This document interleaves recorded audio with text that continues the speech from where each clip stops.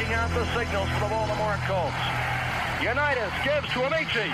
The Colts are the world champions. Amici scores. It's amazing, sensational, dramatic, heart-rending, exciting, thrilling finish in the history of college football. California has won the big game. 5 seconds left in the game. Do you believe in miracles? Yes. Unbelievable. This is Phil Steele. This is Mike Burnham. This is Wes Durham. This is Mike Ashley. Hi, this is Chuck Foreman, number 44 of the Minnesota Vikings. Woo, mercy, this is handsome Jimmy Vane, the Boogie Woogie Man. This is Coach Fry with Virginia Tech football, and you are listening to Big Dog Sports Talk. Are you ready to rock? Are you ready to roll? Okay, let's do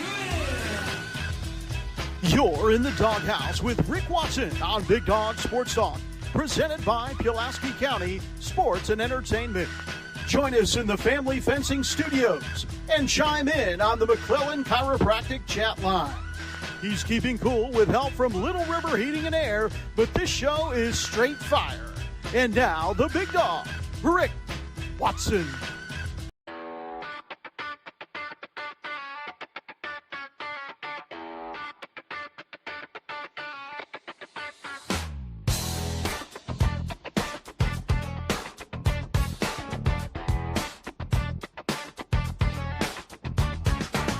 Rick Watson's got the mic, he's the big dog king.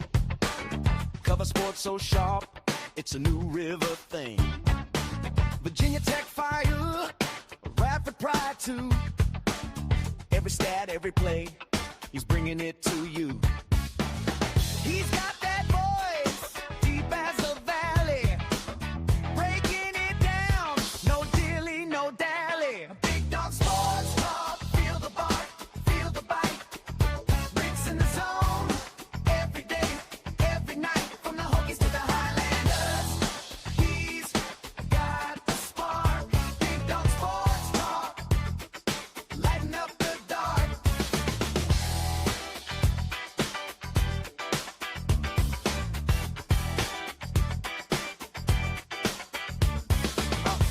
Got the scoop, faster than a sprint, calling plays like a coach, every word's a hint.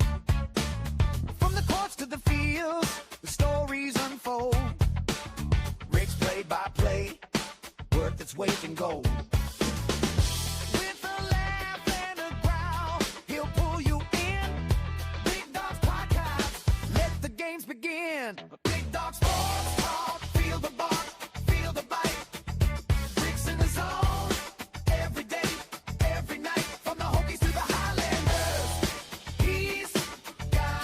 Hey, good morning. How are you? It's Hump-Day. See? You can tell because of the camel. You wouldn't know that if you just looked on a calendar. But see, the camel tells you it's Hump-Day. Hope everybody's doing well wherever you might be here on this Wednesday. As we get through the week. Here in the McClellan Chiropractic chat room. Also on the Professional Door Incorporated text line, broadcasting live from the Family Fencing Studios. What's going on, Mr. Handsome? Good morning. Got a busy show today. My goodness gracious.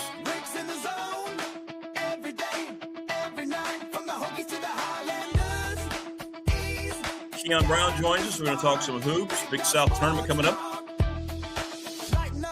Damien Sordelett from the Roanoke Times, the Hall of Famer David Teel, and Donny Lind, the head basketball coach, Mount St. Mary's. The MAAC tournament's about to open, and his team finished with a flourish.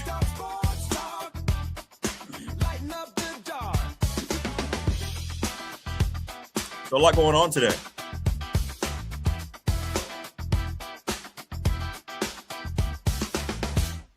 Yeah, there we go.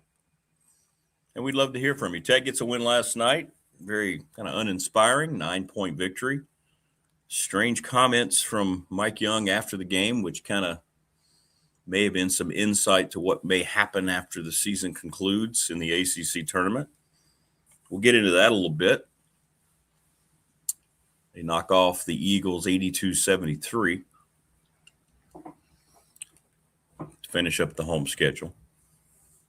Still trying to figure out why that game was at 9 o'clock on a Tuesday.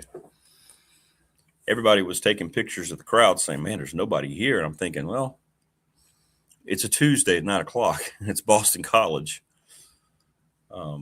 That's hard. You know, people have jobs. People have real lives. From Dedmon Center, where the Islanders bus departs, to Johnson City, where those RU Hardwood boys will be in our hearts. Ah, very good, Morris. Good morning. Yeah, we'll head out. Team will head out tomorrow. I'll do the show Friday, and then we're going to go down on Friday morning. We don't play until 9 o'clock Friday night, so I don't need to be down there a night early. But we'll still get down there in time if we want to go watch the early games. We'll see. I'm going to wait before my All Big South team rant with Kion when he comes on. They didn't allow the media members to vote this year in the Big South. And they didn't really tell anyone they weren't going to allow media members to vote. And then I reached out, start of the week. I said, I never got the all-conference ballot. And they said, well, they decided this year, I think, what was it Mark Simpson told me? Something about how they didn't feel like they had enough media balance in every team's area. So I'm assuming that the all-conference team came down to the Big South people and coaches. But it was really bad. Exactly, Derek. How anyone in this league can vote, and they ended up putting two players. It's the lamest all-conference team. I've been doing this 26 years. I've never seen anything like that. I don't know how they came up with what they came up with. Not only did Dennis Parker Jr. not make first team,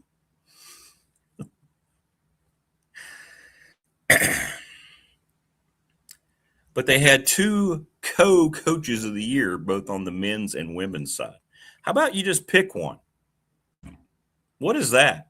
Our co-coaches of the year. Well, we did it on the women's side, so we better do it on the men's side.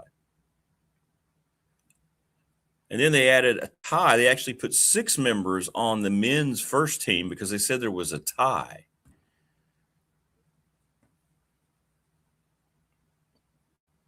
And I didn't agree with player of the year either. It's just it was very strange. And when I get down there, I'm going to ask a lot of questions because I want to know. I want to know who voted and why was the media not informed, first of all. And I've always thought the media around the Big South, we did a nice job. You don't see a lot of vote bias. You know what I mean? And I always try to be very honest about it. But they didn't even tell us, which was weird. Very weird. Brian, what's up? Good morning. Uninspiring is definitely a good description of the Tech game. Good morning, Rick. Yeah. It's almost like, yeah, we know we're going to probably win this one. We'll get out to a big lead. We'll let them come back. What'd they get it down to? 5 or 6 or something? Second half. Now we got UVA coming up. Probably lose that one. And then we'll go to the tournament. 9 p.m. What's wrong with these people? Don't they know you and Kion have a life? We had softball yesterday. That was cool. We christened the new stadium at Radford. It's the same outer structure, but everything inside's new. It's beautiful. It was a good ball game. Dakota Redmond, our pitcher, our ace, preseason pitcher of the year in the conference, pitched well. It was 2-0. UVA won. They have really good pitching. You know, I was wondering about UVA. They now have a 20-game win streak, tied for the longest in the country with Tennessee. And I wasn't impressed with them offensively, but Virginia Tech and Virginia should have some pretty good battles this year. Of course, Virginia wore battleship gray because, that's part of their color scheme. Good morning, Prometheus. How are you? But several people on X were putting up Mike Young's post-game comments. They were a little bizarre.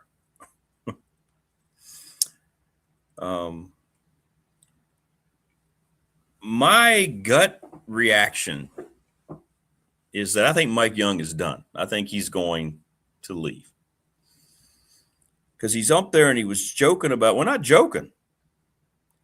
He was talking about where his mind was. And his mind was with going on vacation with his wife on some island. He says, that's what I'm thinking about right now.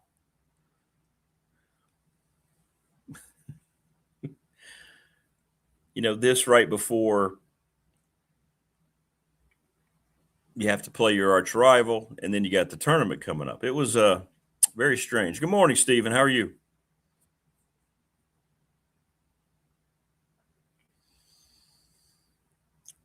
I don't have any inside knowledge. Here's my guess. Here's my best guess. Mike Young needed pay-for-play money. He got it. They went out and spent. It didn't work to the level that they had hoped. I'm sure he did not like doing that. And he kind of falls in line with a lot of those older veteran coaches who said, I don't want any part of this. You heard Mike Burnip say he was hanging out with Coach Beamer the night. He said, man, the thing I'm happiest about is I don't have to deal with any of this. And I'm wondering if Mike Young is there too. He's got more money than he's ever going to need. And you wonder if it's probably about time. We'll see. But if he's talking about going on vacation, that was strange. Not that he would think about going on vacation, but because that would be something that he would do in a press conference, as tight as he is, in press conferences. Now, they won by 9, Prometheus. It was just blah. They won by 9.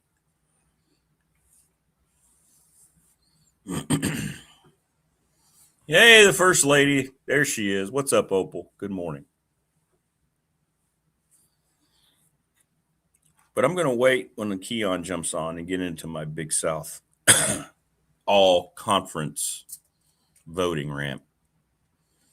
And I didn't get a good explanation, really. I still don't understand the explanation I received about why media members that have been doing this for over 2 decades didn't get a chance to vote.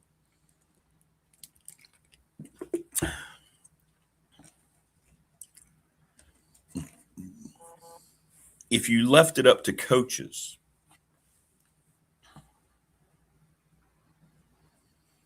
yeah, right. Coach Elmo said, I thought my Coach Young had that I'm done look in his eyes a couple of weeks ago. That's my prediction. I think Tech's going to be looking for a new basketball coach. And I think it's going to mean Mike Young is going to step aside. We'll see. Maybe I'm wrong. Maybe they go on a big run and things change. But when you have coaches that are talking about vacation, when you still have a big regular season game left in the tournament, feels like maybe he dipped his toes into this, realized how much this isn't going to be good for him to finish out his career. And he might leave Tech, go somewhere else, or he might just say goodbye. He's done his bit.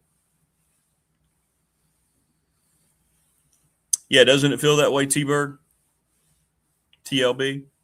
Does. Feels that way to me. And you know what? He's earned that right. That's perfectly fine. But that may have been kind of a hint that he wanted to get out there without coming out and saying anything else. That's what it came across to me as. But Tech won by 9, and they've got Virginia coming up and then the tournament. And then we'll see what happens with that program. Who do they get? I'm guessing it'll be someone younger that's more in tune to what's going on, right? You have to. Because in basketball, you have basically a new team every year. And it has to be somebody who understands all that and somebody who's ready to go out and tackle it. So we'll see if Tech indeed has an opening at the end of the ACC tournament and what might happen going forward. Family Fencing, sponsor of our studios. Get a free quote, 540-200-8294. Check them out at familyfencing.com. McClellan Chiropractic, Mark Hunley, 155 Walters Drive. He's the sponsor of our amazing chat room that goes nuts all the time, which is great. Stacy Compton will be on the program Monday, Pulaski County Sports Entertainment. It's going to talk more about the IHRA partnership and what he's been doing and NASCAR as a whole. And we're going to have Stacy on as a regular, we're proud to announce. So that's exciting. And that'll be good for me. I need to try to get motivated to get behind racing sports again. I haven't done that in a long time. Little River Heating and Air, 1095 Radford Street in Christiansburg, 540-553-2971. Pretty soon, starting today, actually, warm weather is here. So it's awesome, which means you need to give Charles Lee a call if you haven't already. Ryan Pry, the question of the week here on the show, 701 West Main Street in Radford. And everybody seems to agree. This is a runaway question. 21 people said 7 wins is the floor that they'll accept from James Franklin in year 1. National Bank member FDIC, the exclusive banking partner of me and of this program. Been doing some refinancing with them, and they're terrific to work with. Travis Williams, Professional Door Incorporated, residential commercial garage doors, family owned and operated, 38 years in business. They are awesome. Go see them right across from New River Community College. Bob Christ and the Ready Set Fund, readysetfund.com. You can email Bob, CRIST11 at Gmail. Ask him questions directly about what they do, creating text messages to raise money. It's really cool. It works. Time and tested through readysetfund.com. Our newest sponsor, Sundown Electric. They have an unbelievable reputation. Anybody who's used them will give high praise, as Morris did when he was working with the dad earlier in the 90s. Superior craftsmanship, attention to detail, clear communication, honesty, and integrity. Sundown Electric. Give Jeff Smith and those guys a call. They're terrific. Thanks to Lawson's Mobile Home Supply since 1997. They've been making home parts. Give James a call at 540-381-8011. And the NRB Super Bowl, where we're going to have our bash coming up, right? They salute their bowler of the week every week, 382-5525. And it's so much fun what they've done over there. Late night bowling on weekends. They're going to have an NCAA tournament night like they did the Super Bowl. It's great.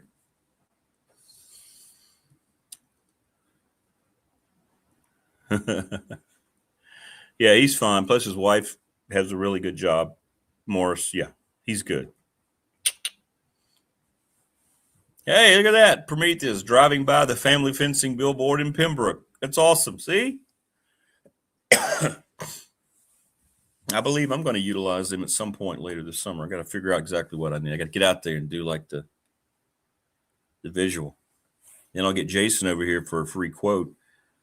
And then we'll talk about how his Raiders are going to be really good in a couple of years. He's a Raiders fan. Just like you, Prometheus. Get ready. It's coming. It's coming. I really think they're going to be good at some point here soon.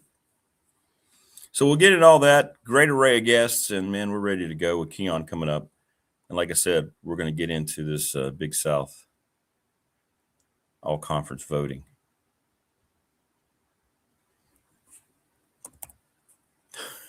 Just some of it utterly ridiculous.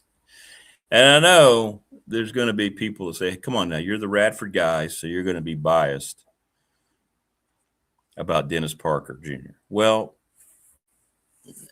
sure, but that's not what this is. All you need is 2 eyes and any kind of knowledge about what a good basketball player, or an all-conference basketball player to be exact, looks like. And I know he got second team, but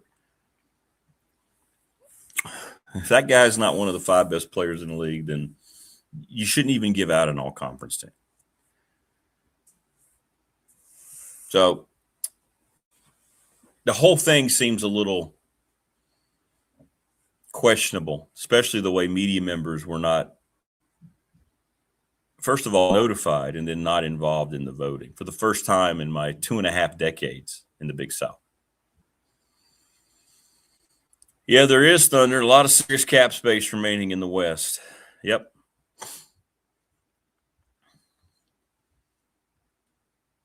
But there's no guarantees about Clint Kubiak, right? But you have to love the idea the Raiders are going to run with here.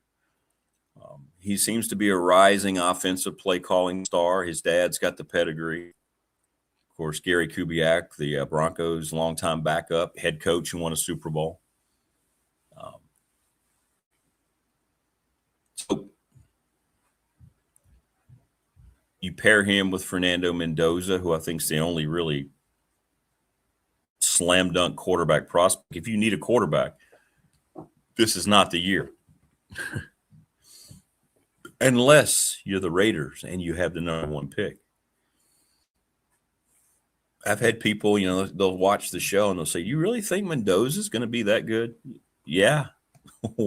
What do you look at? Now, there's no guarantees. Guys wash out all the time. But what do you look at with Fernando Mendoza and think that he won't be successful? You see how hard that kid works? He's a gym rat, if you will. And just go back and watch the run that's clinched the championship. The guy will do anything to win. He's going to work. He's going to work. He's got the physical skills. He's got the total arsenal of throws. That guy throws a back shoulder fade better than 75% of the current NFL quarterbacks. And when he gets on page with whatever receiving group he's going to have there in Vegas, and that trust starts to build, you got Kubiak designing that. They've already got a running back. I think the Genty kid's going to be terrific. You're going to have an all-pro tight end for as ever long as he wants to play. I'm telling you, man, they get an offensive line. That's where I would spend all the money if I'm the Raiders. Look at that, me and Wayne. It's no sooner than I said it, I look down and see Wayne said it. That's where they should spend all their free agent dollars, and that's where they should spend their draft. That's what you have to do now. We'll know if they're together as an organization. Morris says Mike will probably laugh at his Social Security retirement. They won't pay his bar tab each month on my island.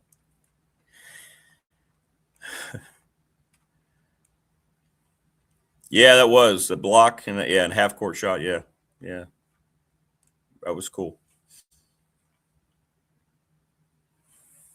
But yeah, just when you see a coach go with those comments that Mike Young said, it came across like he's really letting people kind of get a look inside that he's done. Yeah, it is. It's like this. Yeah, it's me and Wayne. Yep.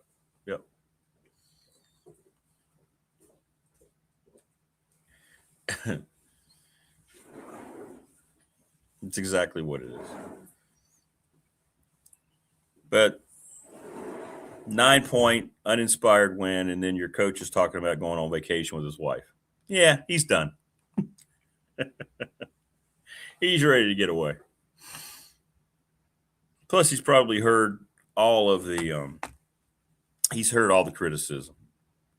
It's probably drug him down a little bit, don't you think? A lot of people have been out there trying to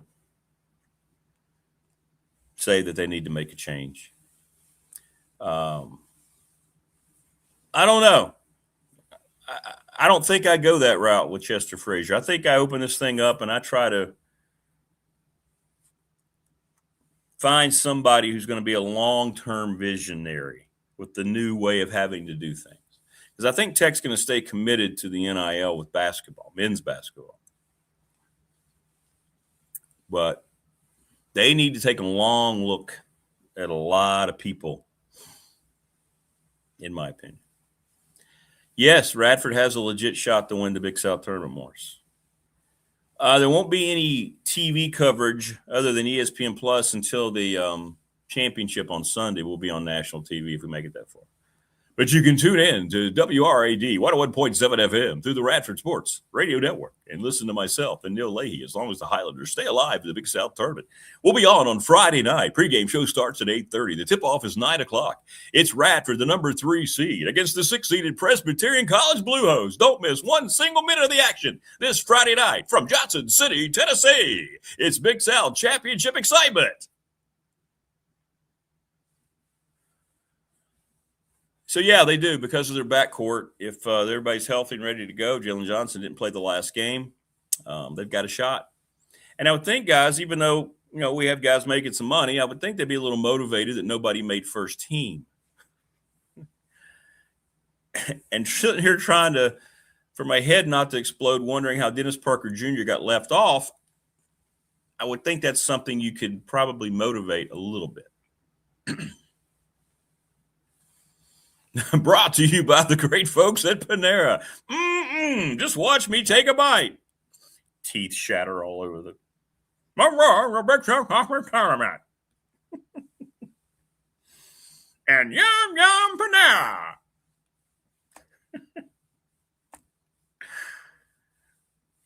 Yeah, Mish complaining about no Bojangles at Bojangles Coliseum. That's right, Bojangles Coliseum, where the tournament was before this, which was a horrible venue.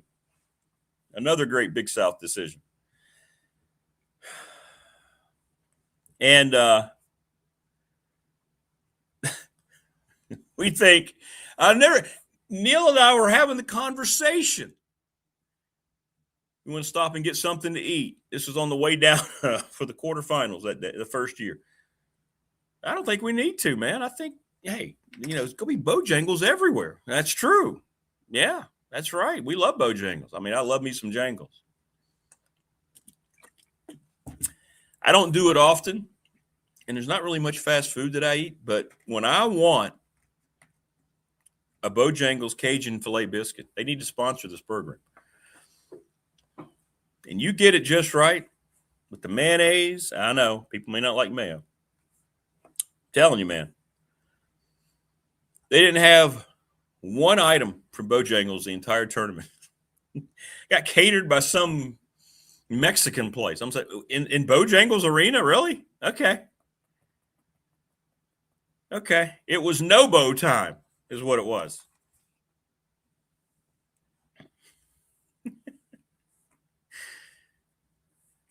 Yeah, you're probably right, Morse. But I think if you do have a coach that steps down, and I wasn't in that mindset till I heard those comments that he made last night. I don't know if you let that coach have much say on what's going on. I think you just need to go out and just start from scratch at that point. But we'll see. We'll see. Bowberry biscuits, extra icing. No, weren't any of those down there either. First game, we had a bag of chips, I think, that they had back there in a basket.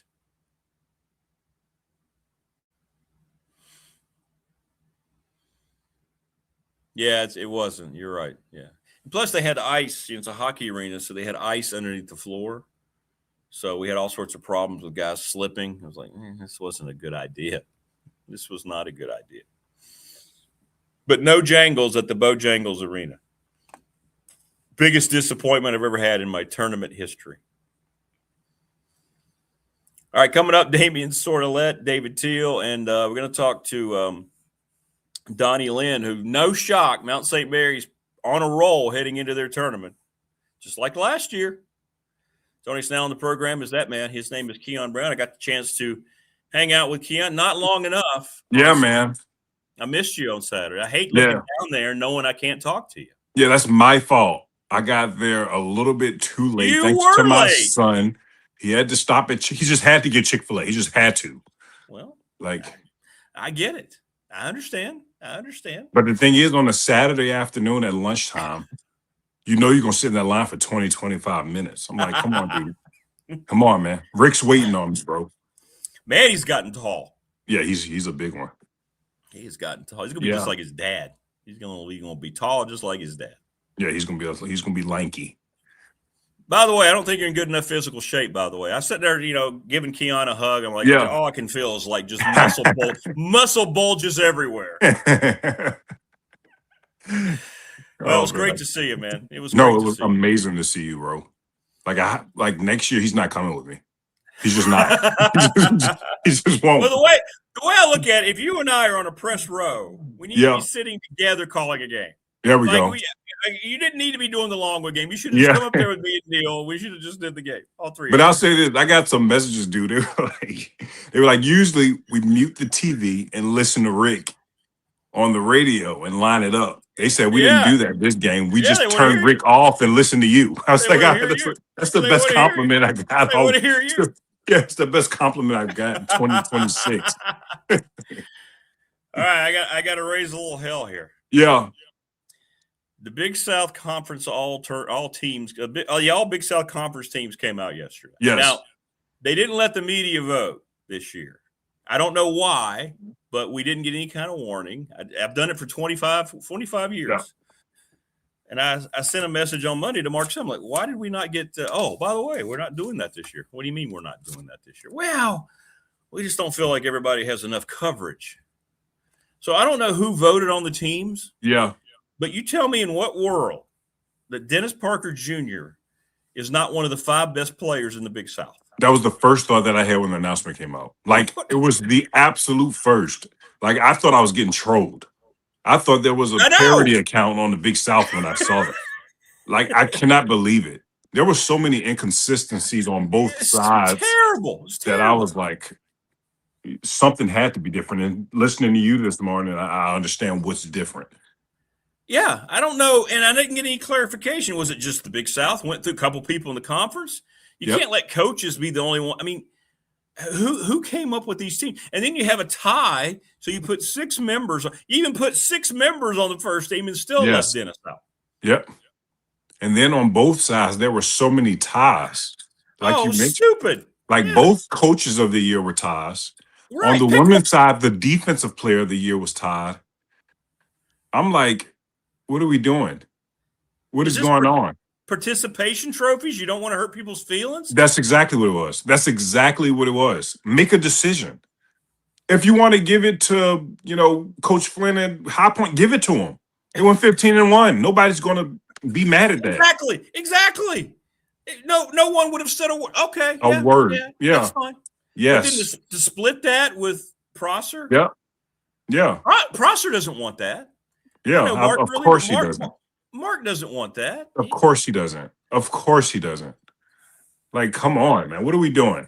Like, it has to be better. And then at the same time, if you are going to have an honorable mention with 5 players, just make it 13 Big South. Just make a 13. There you go. Yeah. Just get rid of honorable mention. Right. Yeah. That's like that. That's the other thing I noticed. Like, come on, man. I noticed that yesterday as well. I said, they keep doing this. And here's what bothers me. All right. Now, this is not in any way a criticism of Logan Duncombe. I don't want that to come across that way. I think we're about to butt heads on this one, though. Well, this was midway through the conference schedule. I start going to arenas, right? Mm-hmm. And I hear people saying, well, people are thinking that people around the conference are thinking that Logan Duncombe is going to be Player of the Year. I'm like, that was me. Yeah, I said it on the air in every game. We've only played 8 games, but this is like we only ate half the schedule. Like, I got you. We got half the schedule left, right? I mean, yeah. And I'm thinking now that I saw that he got Player of the Year, was this already predetermined?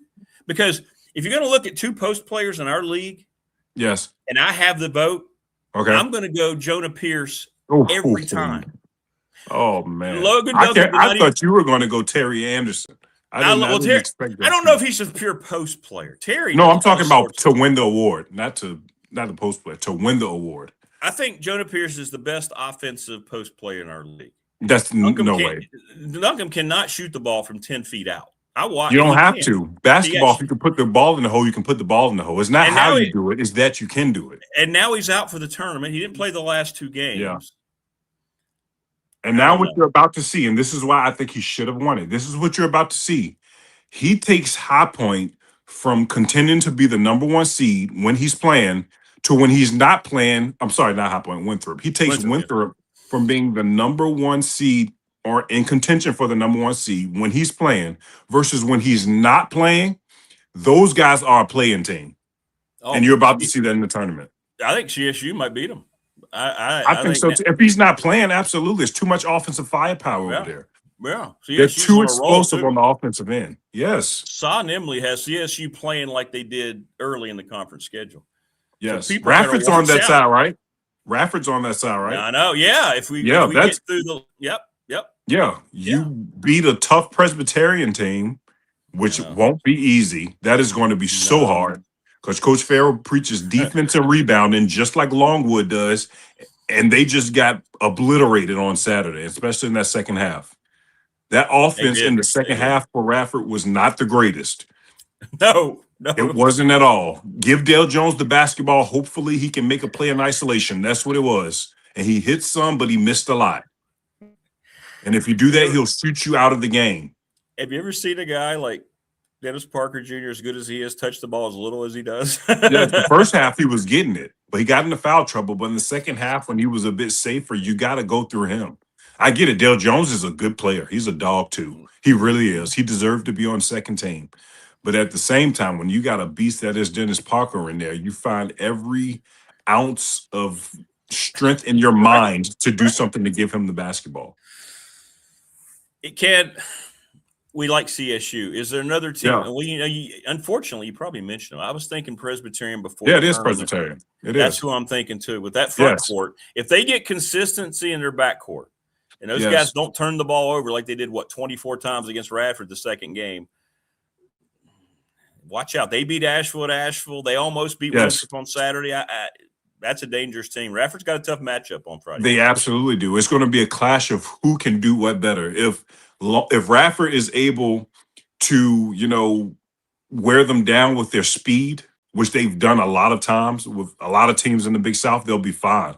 But if Radford can't match the physicality and they can't match them on the glass, then Radford's going to lose. We just saw it on Saturday.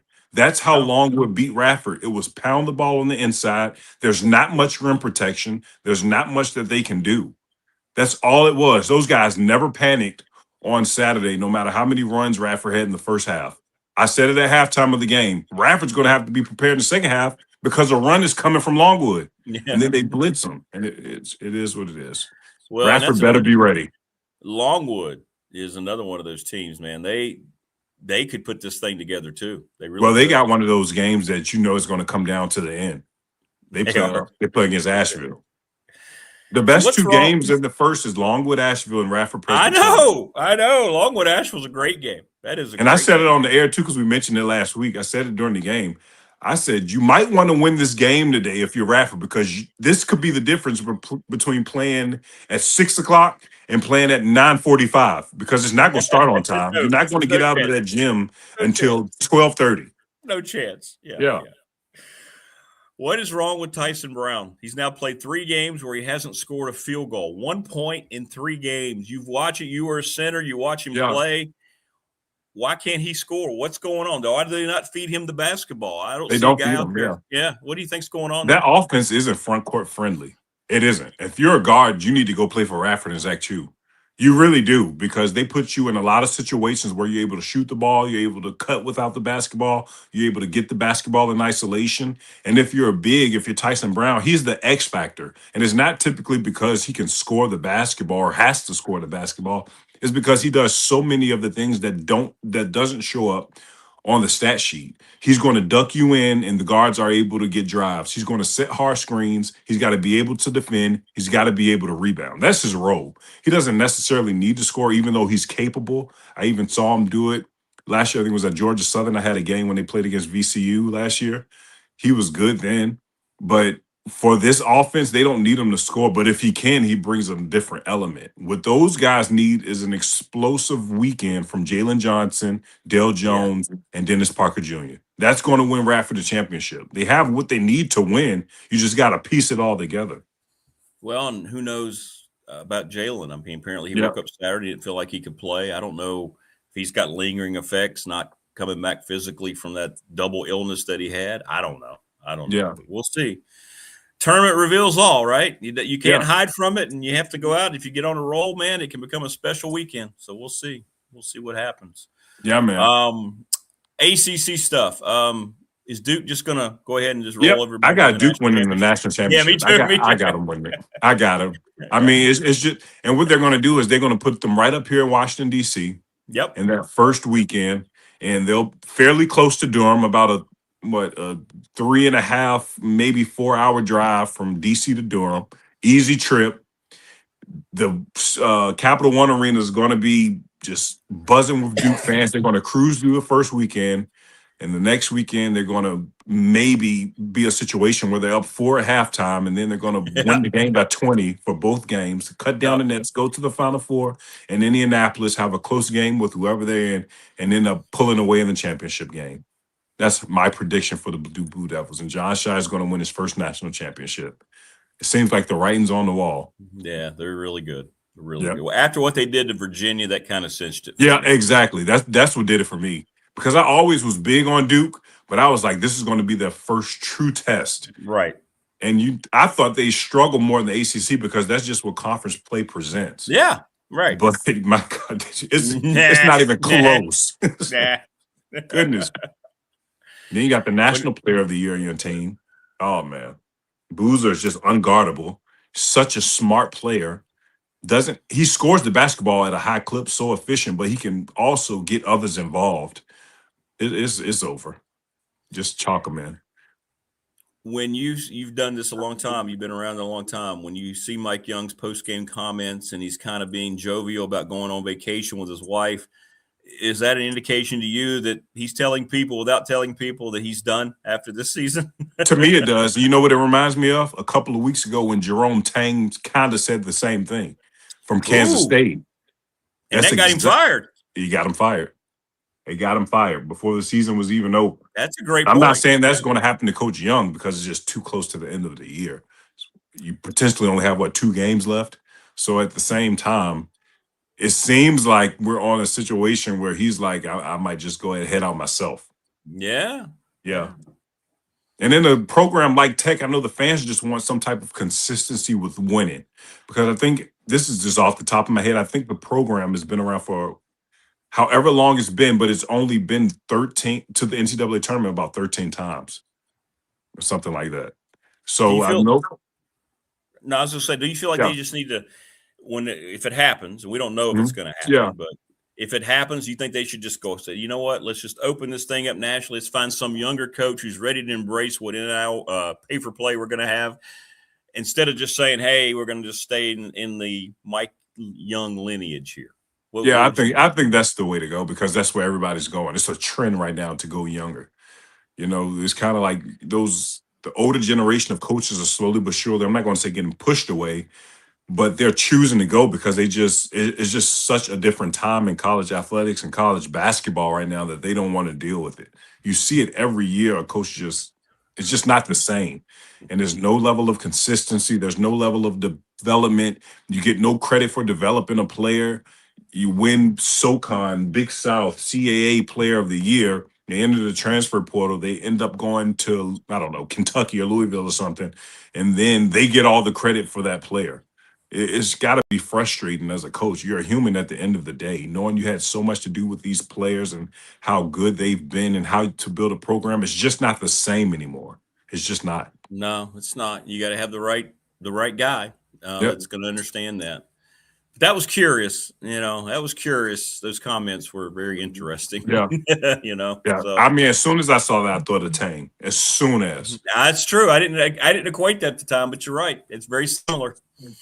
Very similar. I don't think Tech will have the same reaction Kansas State had, but no. Yeah.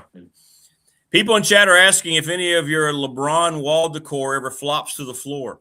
It never does. Ever, never, ever, never, never, never. I'm trying to figure out what to do with this door right here. I might hire somebody to might hire somebody to come paint it. I don't know.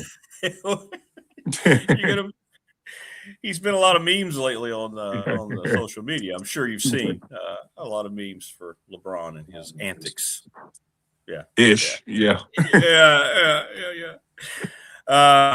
Well, I don't know, man. We'll see. We're about to have Donny Lind on later. And how about no shock? Yeah. You called one of their games. Mount St. Mary's got really hot at the end of the year, and they're setting up just like they did last year.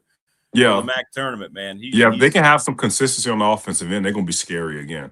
I hope so. I hope they make another run. That'd be great. Yeah, man. You're not going to Johnson City, are you? I'm not. I'm so upset. It's not because I'm not going. It's because I wasn't selected to call the tournament. I'm so upset at that because I think I'm one. It might be another guy, but I'm fairly sure I'm one of only, if there is, 2 guys who cover multiple teams across both the men's and women's side. But who did they put on the game? I think they got the same crew, I believe. Now, John is great. I love John that went to UNC Asheville. That's my guy. But I think they got the same crews they've been having. Yeah, well, not sure what's going on. I'm going to ask a lot of questions from people. Yeah, man. Yeah, man. I have a lot of unsatisfactory answers I've been given. And the first one's going to be, who decided the media wasn't going to be involved with it? Insane. And why didn't you tell any of us? That's right. The biggest thing. Yeah, we gotta have a different level of professionalism. If something happens X amount of years, you've been there over a quarter century, and now everything just changes without them saying anything to you. Come on now. And then you see the results of the voting. Come on. That means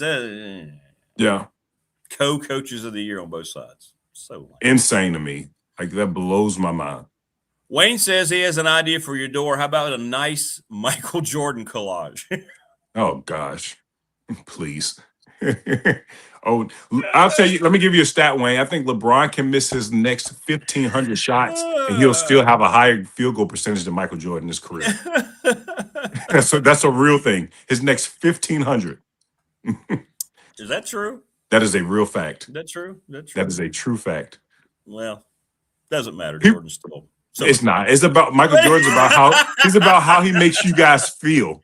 He gives you so much nostalgia. It's about how he makes you feel. Michael Jordan has led the NBA in most shots taken and most shots missed in the same season 10 times. You talk about inefficient. But it's so old, we don't remember it. Right? The 90s was so long ago. The 90s. It's about how he makes you feel. You weren't even around, were you? I was around. I was around. Barely. I was barely around. You were barely around. Yeah. Yeah. Okay, let's compromise and put Kobe on that door. There you go. Yeah, absolutely not. There's one goat around here, and this is the great LeBron. There's one goat. There's one goat in your house for sure. That's great. That's great. Well, I wish we were going to see you down at Johnson City, but we'll see what's going on with that. It's going to be interesting to say the least. I can't remember us playing the late game in a long time. Yeah, well, we played the late game. I think it was in the quarters. I mean. Yeah, it was a couple years ago. It was when Coach Nichols' brother had to coach. It was that year. Was that the late game? Was that the late game? Yep. Okay. Because I was supposed to come down there that weekend with you, and then That's right. Yeah, and then my wife got sick. That's right. Yeah, you're right. I guess we did play that late that night. Yeah. Yep. That's right. Because when the game was over, there were only like 10 people in the stadium. Exactly. Because it was after, it was like 11:45. It was exactly. You told me you didn't leave the gym until like 12:15 or something like that. And then you had to go back and play, early the next day. Yeah. So, yeah, interesting. Yep. All right. Well, have a good day with your class. And yeah, man. And we hope to see you again, man, soon. Yeah, of course. Absolutely. Gotcha, brother. All right, brother. We'll be texting throughout the tournament. Love you too, buddy. All right, man. Stay safe. Yes, sir. Right, you're good. There you go. Kion Brown. Great stuff. Great stuff from Kion. We love Kion. Coach O'Macian loves Kion. Oh, I didn't tell him, Coach. I will next time. Coach O'Macian said, tell Kion I'm a Bill Russell type of guy.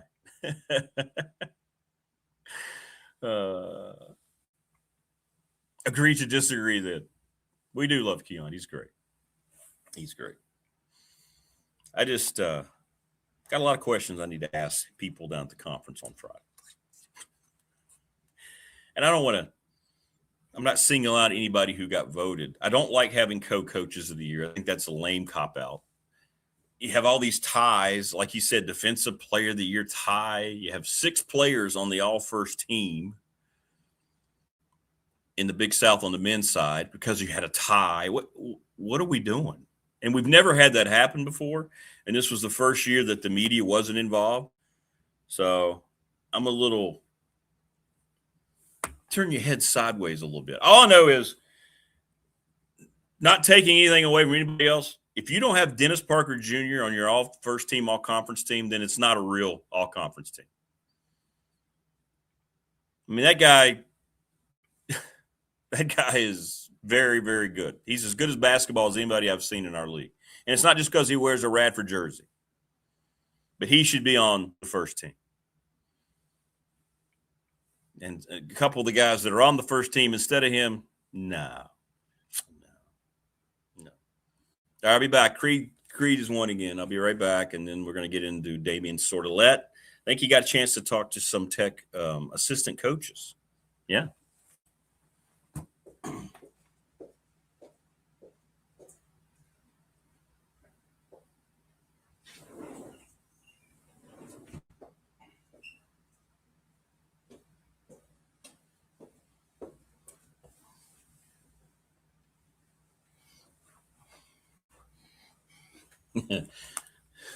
Best part about animals is how they act like,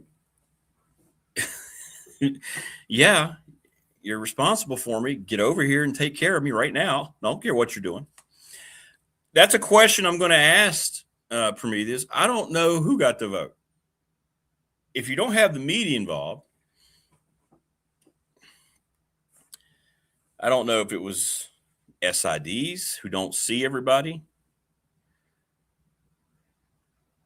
If it were coaches, you're going to go by that? Or was it just people in the conference? It's very concerning to me. And I don't know why we didn't get a heads up as media people. That really bothers me. So, anyway. But the co-coaching awards on both sides is just, I was just shaking my head. It makes no sense. Pick one. Trust me, the coach who didn't get it won't be sitting around going, oh, I didn't get it. And then they're like, oh, I'm co-coach of the year. Yay. And then you got both schools putting out, hey, you got coach of the year, or she got coach of the year. Well, no, they tied. And then on your men's side, you have 6 players because there's a tie. Defensive player of the year, there's a tie. No, you either vote that player that or not. Who tied? Who are the members that tied?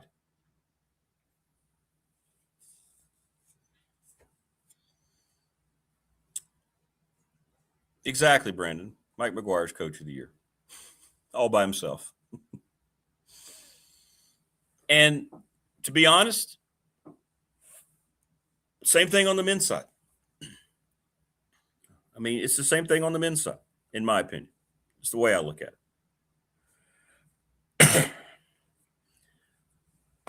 Year 1 for Flynn Clayman at High Point, they won 28 games. He's coach of the year. I know they were picked to win the league. They won 28 games. They lost 1 conference game. He's coach of the year. I love Mark Prosser. He's one of my favorite people in college basketball, the head coach at Winthrop. But he was named co-coach of the year. The aesthetic of it looks really bad all the way around. Really bad. And damn it, I've been around long enough to where I should be able to be heard about this process. And that's what I'm going to let them know on Friday. And it's not just about a Radford kid being left off, which is the most ridiculous, still the most ridiculous omission I've seen. We'll put him on second team with the other Radford player. Dennis Parker Jr. set a Big South record with 53 points this year in a game. He's one of the most unselfish, high-bulk scorers I've ever seen. He rebounds. He's not a great defender, but at least he gives an effort. He's a pretty good passer.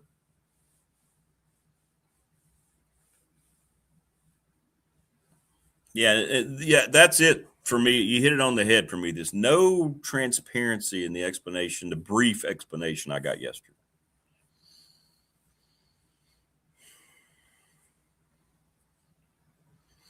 I agree. Wayne, if you could summons the great fiery lizard, that'd be great. Maybe we need that. He doesn't have to do anything. He can just follow me down there. He can kind of tiptoe around all the houses and the highways and just be on the ready in case I summons him to go ahead and just burn the place completely to the ground.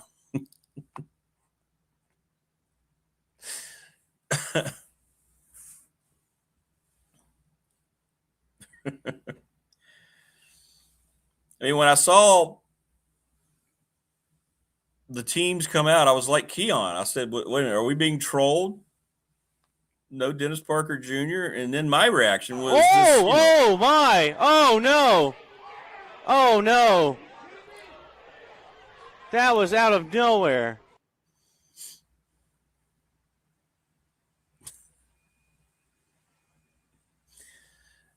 Where my UAB? Daggone it, yeah. All right, tomorrow I'll bring it down. Todd sent me a really cool UAB hoodie, man. It's awesome. And I know they had to get the blazer. They had to get that idea from Godzilla because he looks a lot like him. There's a new the Japanese movie production company that just absolutely has made maybe the best Godzilla movie ever. Godzilla -1. If you haven't seen that, it is very well done. It got all sorts of praise on a low budget, showing Hollywood how you can still make really good movies. I've watched it 3 times, and it's a great, great movie. In other words, it's not just your typical Godzilla type of movie. Now, obviously, he's the central focus of it, but they really did a great job. The actors are terrific. And they're making another one with the same people. And I'm looking so forward to that. Wayne, I don't know. Can you check when that's coming out? What's it called? Godzilla +1 or something? It's got a different name to it. But they were great. It was great. Yeah, they did not overshow him, and they followed the story of the young soldier. And yeah, it is well. If you haven't seen it, I'm telling you, if you take the time to watch it, put aside what you think about movies like that and just watch it for the film that it is, and you're going to go, all right, that was good. Remember how I told you about the new Frankenstein, and there were several of you that watched it and really liked it. But they have a new one coming out. I don't know what year. Maybe it's next year. I don't know, 27. But I'm looking forward to that if I'm still around. David Teel, Donny Lind a little bit later on, thanks to Kion Brown. And we always get excited when this gentleman joins us. He is the Virginia Tech football beat writer for the Roanoke Times, Damien Sordelett. What's going on, Damien? Morning, Rick. Morning, Chad. Hope everyone's doing well. So have you, you've been a voter on a lot of different things, right? And have you ever had a conference all of a sudden just decide not to let you know you're not part of the voting? Because that's what happened in the Big South. They didn't tell anybody who covers the league, oh, by the way, we're not letting you guys do that this year. That's a first.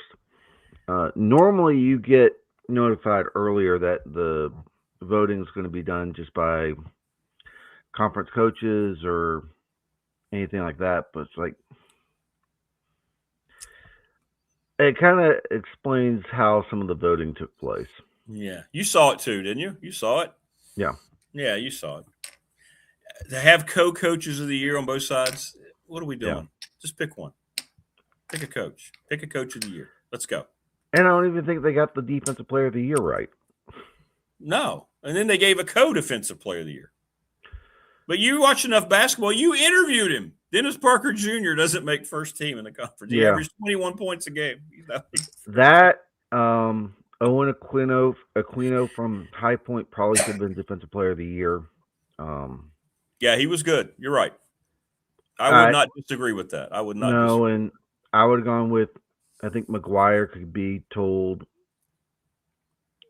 McGuire should have been coach of the year on the women because he just had so much to replace from last year's team, and they're really good. And all due respect to High Point, but I think Prosser should have been coach of the year on the men's side. But well, I mean, either one. If you're going to give it to one, I mean, if claiming his team won 28 games and all that, okay, he's fine, but don't give it to both. And neither coach wants to be named co-coach. They don't. No, and I'll say Clayman's got a lot more resources at his disposal versus Prosser at Winthrop. So I think the job, Mark Prosser continues to do down there in Rock Hill. I love Mark. I love Mark. Oh, yeah. He's great. And they were picked 1 and 2, and that's how they finished. So yeah. I don't know. Did you get a chance to talk to assistants? Was that last night or is that tonight? That was last night. That was how'd it go? We got the 8 coaches that we didn't talk to at the press conference. So that was Anthony Midget, Fontel Mines, Sean Spencer, Danny O'Brien, Matt Moore, Vic Hall, Norvell McKenzie, Nick Perry, all in the span of an hour. And then we got Chuck Losey afterwards for about 15 minutes. So a lot of info from that. I respect Sean Spencer for saying, I'm not going to comment on like any particular players right now who are good in winter workouts because I need to see them on grass in pads and helmets. I don't want to be assessing them based off film because then I might be doing them injustice for how they've for any progress they've made since the end of the season. So a lot of unknowns for these guys, especially with so many new faces. I think Fontel and Matt Moore have a better grasp of their rooms, and more specifically because he only loses Tomas Rimac from last year, and you get so many guys back who had to be thrust into duty as redshirt freshmen last year. He's like that he feels in a much better place going into this spring than he did last year, and that's a good thing for the Hokies. Well, it was good you guys had that exposure. And I agree, though, that's what we've been talking about, trying to assess any of these teams. We don't know yet. We haven't seen them. So it's kind of hard to even make a prediction on how the season may go. So the coaches are kind of looking at that, sounds like, from the same perspective. Yep. And I don't think we're going to know how any of the season's going to go till you lace it up week 1 because a lot could change because there's still kids in the transfer portal that you could pick up after the spring and get them in for the summer. And then that can change the dynamic of your team. So it'll be interesting. It won't be as drastic as it's been the past few years when you did have that second window, but you do have the opportunity to add to your roster if you have spots available with kids who are still currently in the portal or high school kids who hadn't signed that you're like, well, I might take a chance on you now and bring you in. Franklin is insistent that 66,000 people are going to be at Lane Stadium for the spring game. Your thoughts? I don't know what a good TSL did an over under, and I think they did 35. Yeah, I might go over that, but I don't know if it's going to be more than 40. But it's a good goal. I don't they haven't set what the kickoff time is yet for the spring game, and I hope it's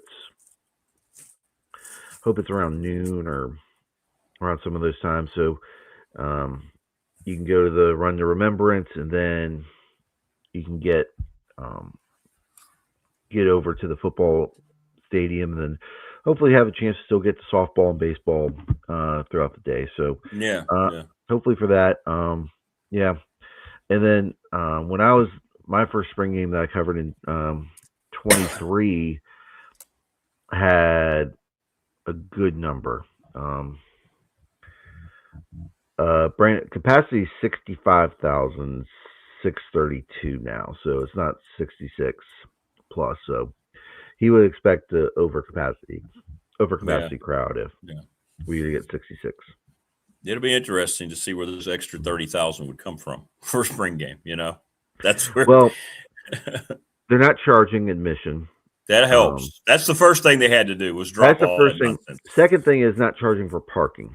because if you don't charge for parking, then you can expect to get a good crowd on hand. I would hope a lot of students come out.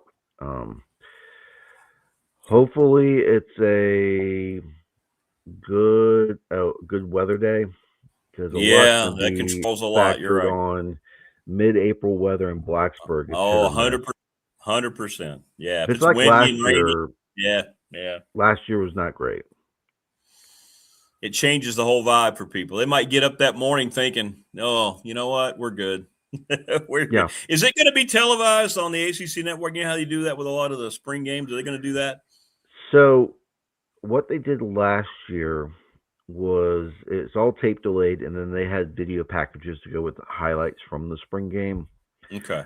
Because I think a lot of coaches do not want a lot of what they're going to do broadcast out there. Sure. Now Franklin might welcome it, because he might say, "Hey, you can come televise the spring game, have someone down on the field interviewing me during the game, similar to what like ESPN does with the SEC."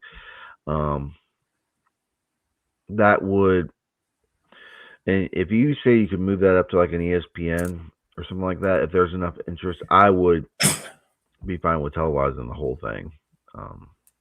Yeah. I'm trying to think the last time the Big Bird did something. That's probably the whole Dion debacle, right? They were over there for Colorado's game, getting in on the hype about all that. I've never known them to put on even an Alabama or Georgia spring game on the Big Bird. I may be mistaken, but I've seen a couple of them where you have like Herb Street down there talking to Saban the entire time, that sort of thing. So, but I don't know I think if there's going to be one school outside of Miami that you're going to televise the spring game, it would be Virginia Tech or Clemson, because it's Clemson. Yeah, but you know. But do you want the Dabo? Has the Dabo hype kind of run its course, or are we going to get? He's on the downside of hype. There's no doubt after last year. Versus James Franklin and excitement, and that's the one that I asked Nick Perry is like, how's Blacksburg treated you since you've been here? He's like, man, there's a lot of excitement. And he's like, yeah, it seems like there's a new coach in town. I was like, that'll happen.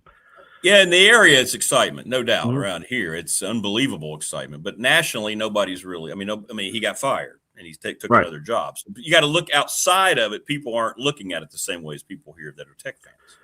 Correct, and the noise of national writers putting out articles and videos about this has kind of subsided. So the initial wave, especially with coming in late November, getting the signing class done, a lot of that's kind of faded. So I think if you're Virginia Tech, you'd welcome a spring game being televised just to get some more pub going on.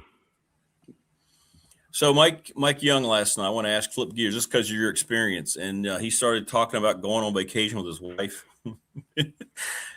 Doesn't that kind of tell you maybe he's giving you a hint of where his mind is? And he may decide after this year, the first time he's ever been able to dip his toe deep into NIL waters, that maybe he's decided, this isn't going to be for me. Maybe. We'll see. It's a long season. And he's dealt with enough curveballs that it's like, man, I just need a break from this. Yeah, I mean, it could be a sign. He's got 1 year left on his contract. So, and there's been discussions recently. You're not gonna be afraid anymore of making sure coaches are signed to extensions prior to their last year, because the days of, is this coach going to be here for all 4 of my years, has kind of gone by the wayside, because you don't have many players that stay for all 4 years. So having a lame duck head coach is not exactly bad these days. So I wouldn't read too much into it. That might have been 9 p.m. tip, talking to these guys really late kind of thing, because coaches don't like late tips like this. So no, that's probably where that was coming from, versus If it tipped at 7, you're talking to these guys at like 9:30. Yeah, that doesn't get brought up, but yeah, I would yeah. say, we'll see. We'll see. Yeah, we'll see. I know Mike's really happy about this team. I know they haven't signed any high school recruits yet for the upcoming class. No. So you have no idea what's going on, and I don't know if you want to do it too late. If he decides not to come back, do it too late because you kind of want a successor in mind. Agreed. And you have no idea what that search is going to look like. And I don't know if there are Virginia Tech fans that want Whit Babcock to handle that search. That's the other side of it. You're right. I wouldn't. So, now, for the women's side, he's done a good job. He's 2 for 2 in hires with Kenny Brooks and Megan Duffy. And you could say Buzz Williams and Mike Young have been 2 good hires as well. But, again, fans aren't exactly thrilled with the hires on the football side outside James Franklin right now. So, yeah, you probably wouldn't want that type of hire to happen again. Yeah, we'll see. It's going to be very interesting to see what happens with that. I thought that was very interesting. So, yeah. So what was your overall vibe of the coaches when you talked to them? I mean, you feel good about – I'm going to go shut this shade while you answer this question because the sun is now coming through. But what was your overall vibe of being around the guys and how they're kind of settling into Blacksburg? And I'll be right back. Oh, yeah. They were great. Anthony Midget is great to talk to. I know someone asked him if he and Keon Carpenter hadn't gotten hurt against Florida State, if Virginia Tech would have had a better chance to win that game, the national championship. And he brought up, well, it didn't matter. We were down 21-0. And the one thing he's talked to his position group about was starting fast. And, you can't rely on coming back in every game and putting yourself in that position. And, Sean Spencer, I'm glad he goes by Coach Chaos because he described himself as a menace on the field for opposing offenses. I don't know if Coach Menace has as good of a term as Coach Chaos, and he talked about moving to coaching defensive line, and because he was a safety when he played, and he talked about how Mark Whipple, when he gave him the job as a defensive line coach for the first time, he's like, you can't just come into this and just, for better words, half-ass it. You have to get all in, work with these guys, be in the trenches with them. And if you do that, you're going to have a long, successful career. And that's what he's done. He really bought into it. And I'll tell you, Vic Hall being from Gretna ain't no big thing. The Gretna Hawks. Yeah, ain't no big thing, but it's growing. He's I think the fact that he was a two-way athlete, offense and defense, that's going to help in terms of how he coaches and works with the guys. He's like, yeah, a lot of the guys I'm getting he's like, a lot of the guys I'm coaching have that background where they played both offense and defense, and he can help them figure out, see what they're doing, from a defensive perspective. So, yeah. No, I like it. Well, that's good. That's good to hear. I'm glad you actually got a little access there, and I guess things will go quiet now until they get ready to go here in a couple of weeks, right? Get things lined up. Because they're going on spring break next week, and then because they have a workout Thursday and Friday as a way of saying, hey, you're going on spring break.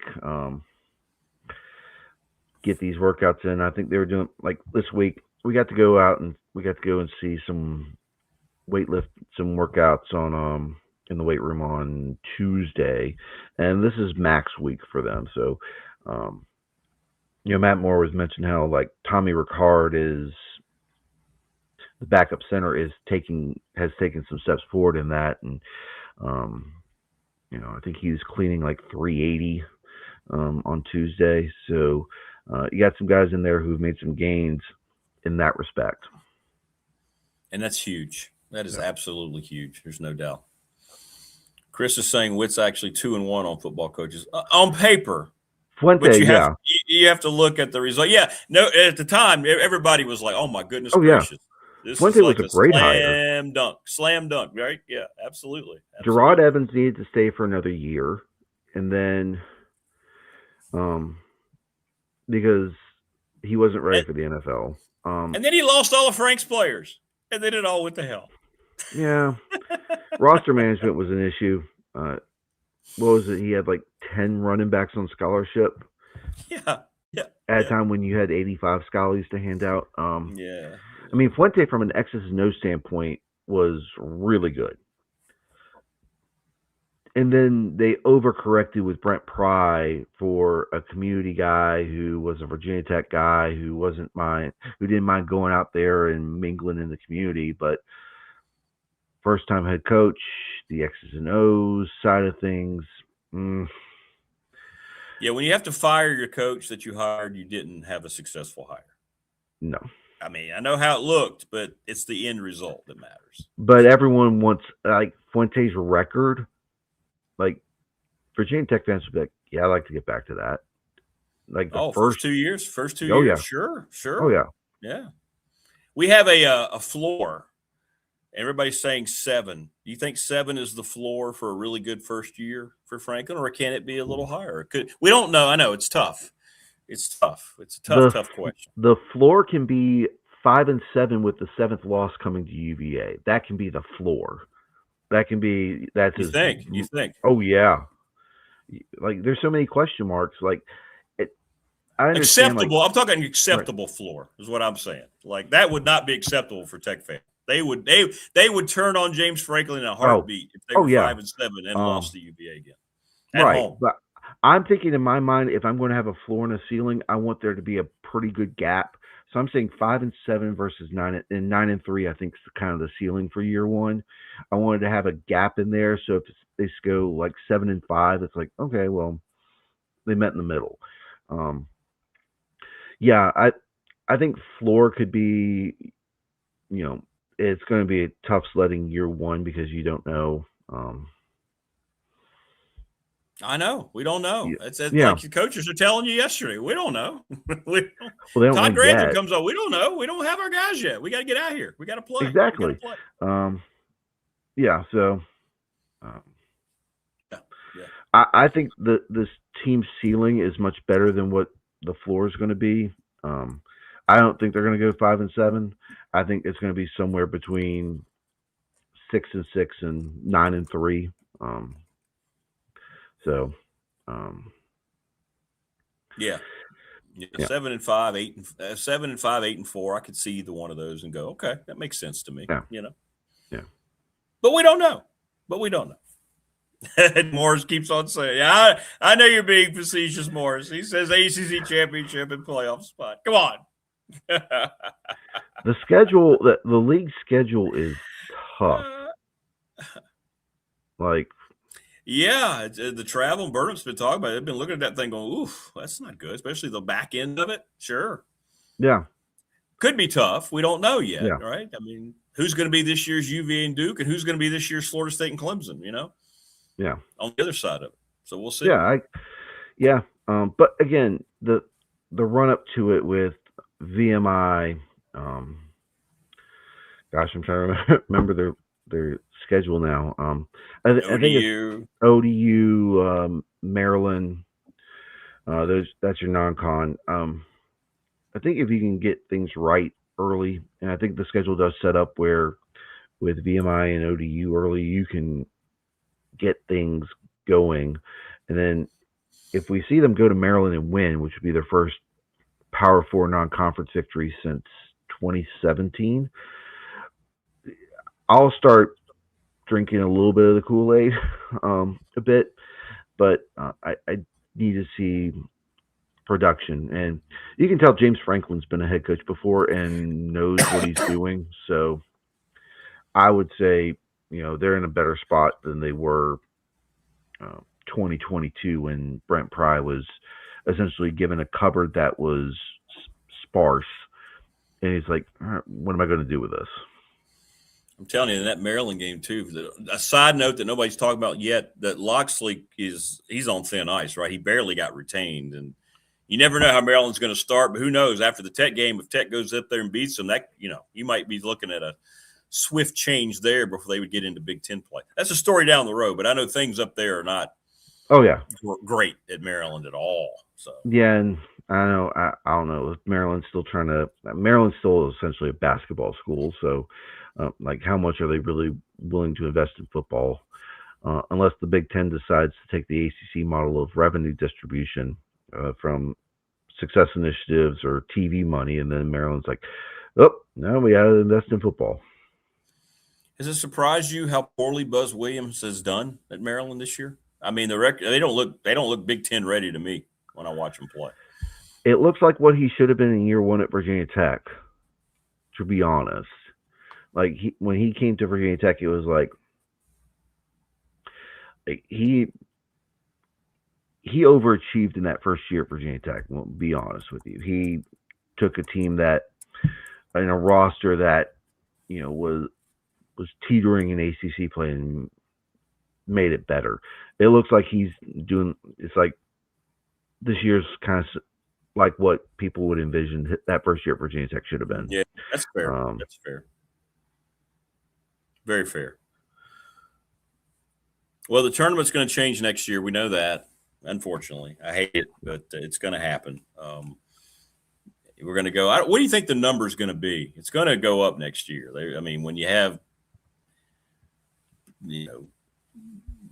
Bozo coming out saying, "Hey, Charlie Baker, we can't wait for it to expand. Let's go." What do you think it's going to go up to realistically next year? 76, 78? Are they going to go up higher? I don't know. It's going to be something that's going to not make a whole lot of sense, but that's what they're going to do. I'm going to say they're going to get 80. And think good at even 80? Yeah. Yeah, and then you would have, I don't know how you do it, like a first-round game with like a serious first-round playing. Yeah, I don't know what 64. You do. Yeah. I said 80 because if you go from 64, 80, you're adding 16. So you could have 8 to 16 games that first week, depending on how many teams you want to have do play in to get to the 64. Again, they're just messing up what was a perfect thing with 64 teams. And in the first 4 nights, the 68 total, and you're right. It's so much. Those first 2 nights are so much fun leading into that Thursday and Friday. Yeah. It's just perfect the way it is. But nah. You could add a week and do 128, and then have. That's what they might do. Some coaches have said that. Some coaches have said that already.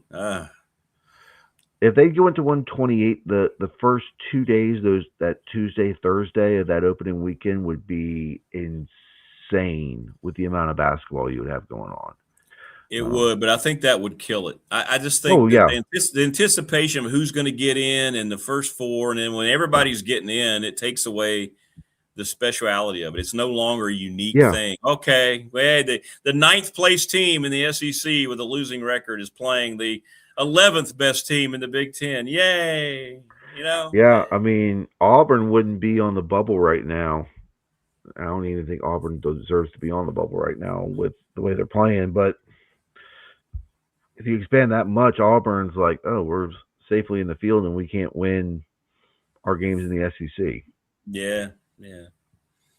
I just don't want to watch Power 4 conference basketball in the NCAA tournament. That's what they want because they want more revenue to come to their league. And I would say, Virginia Tech this year would be a firm in.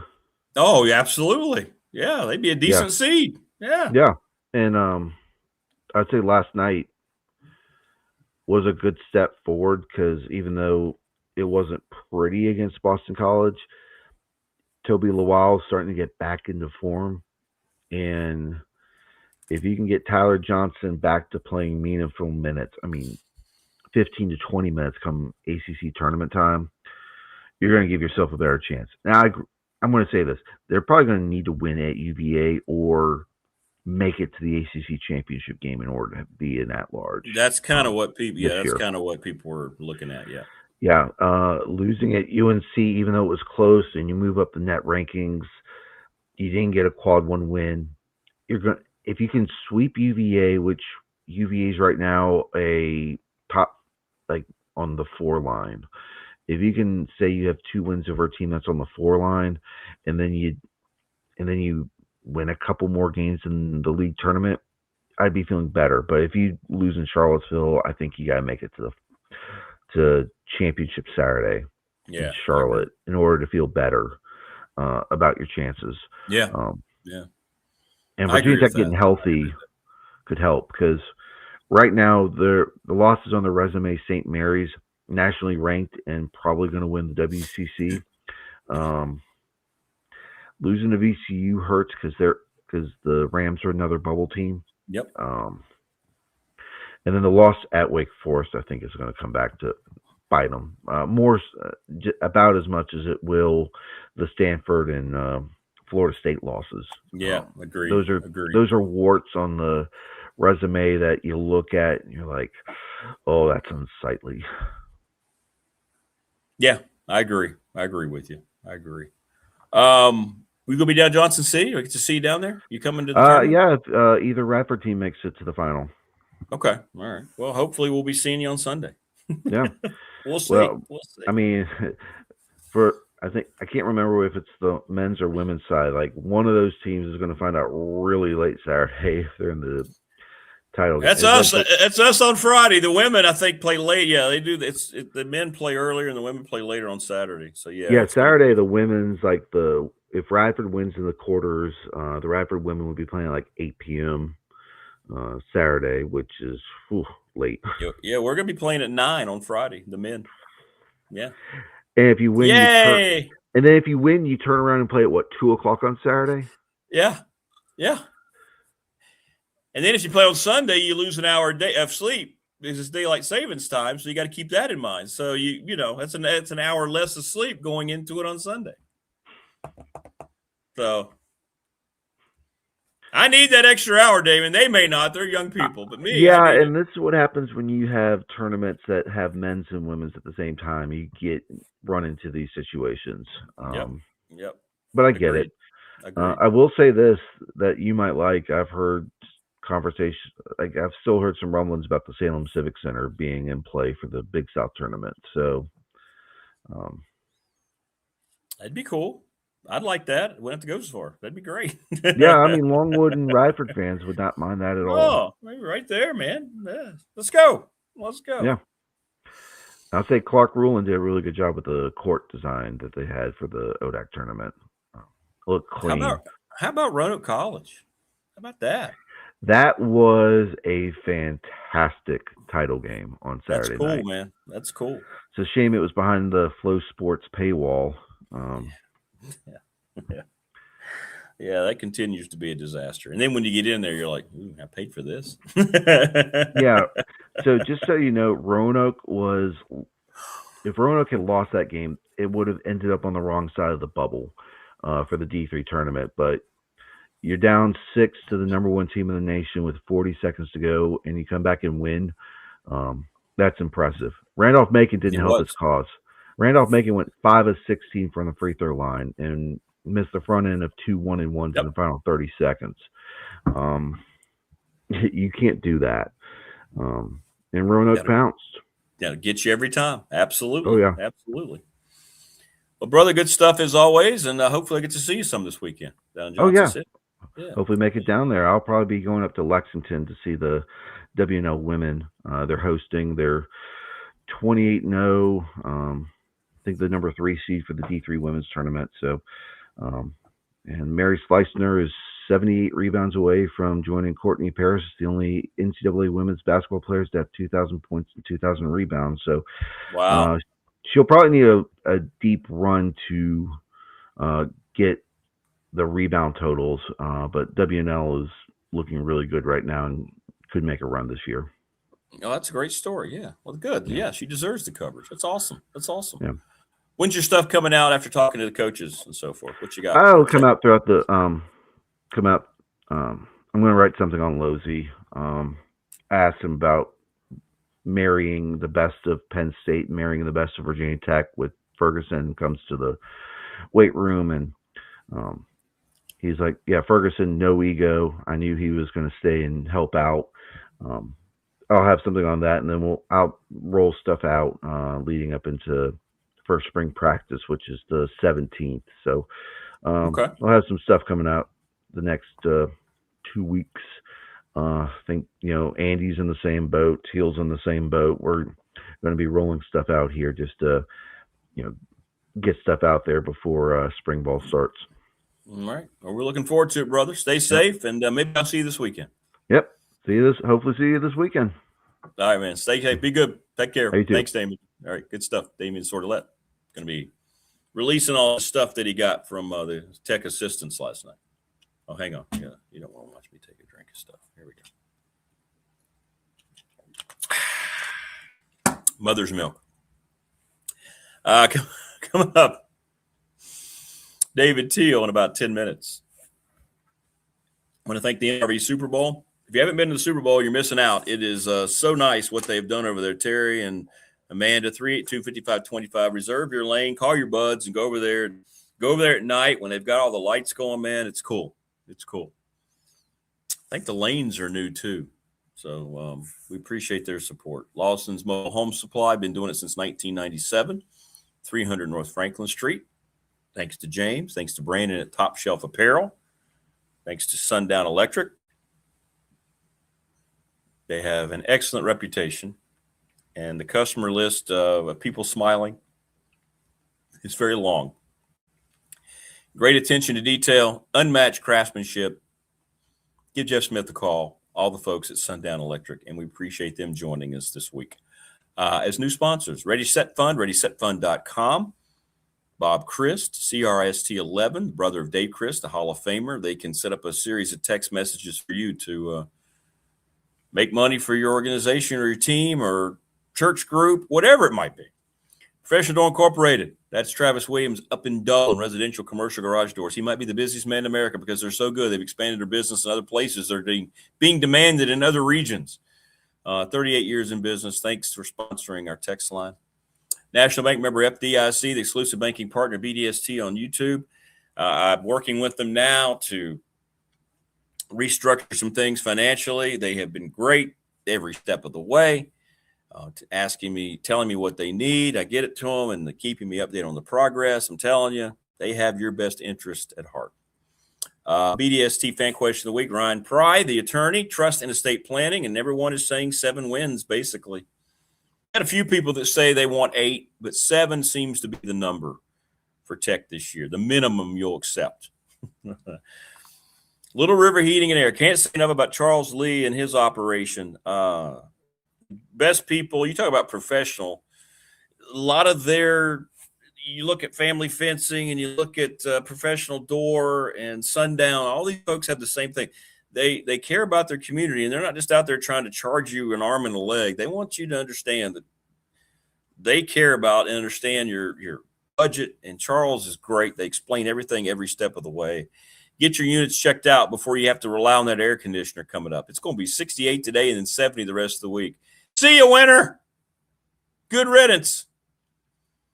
Pulaski County Sports Entertainment. We're very excited to announce that Stacey Compton will be on Monday, and Stacey Compton will be a regular part of the program, leading the IHRA and what he's going to be doing in Pulaski. Looking forward to that, and we thank Jonathan Sweet and Tim Miller for everything they're doing.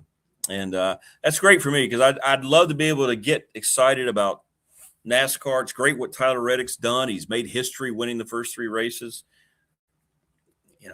Got to be honest, I don't know if I knew the name Tyler Reddick before he started doing all this, but that's great. Mark Hundley, McClellan Chiropractic, Dr. Mark Hundley, over on the Walters Drive. And as soon as basketball is done, I'm going to be going over there. We're going to film about a 10, 15-minute session of me going through all the machinery. And we're going to put it up on the channel. It's going to be McClellan Chiropractic breaks Rick in half. And we're looking forward to that.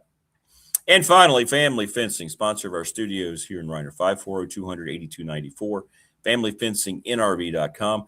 Don't hold it against Jason just because he's a Raiders fan.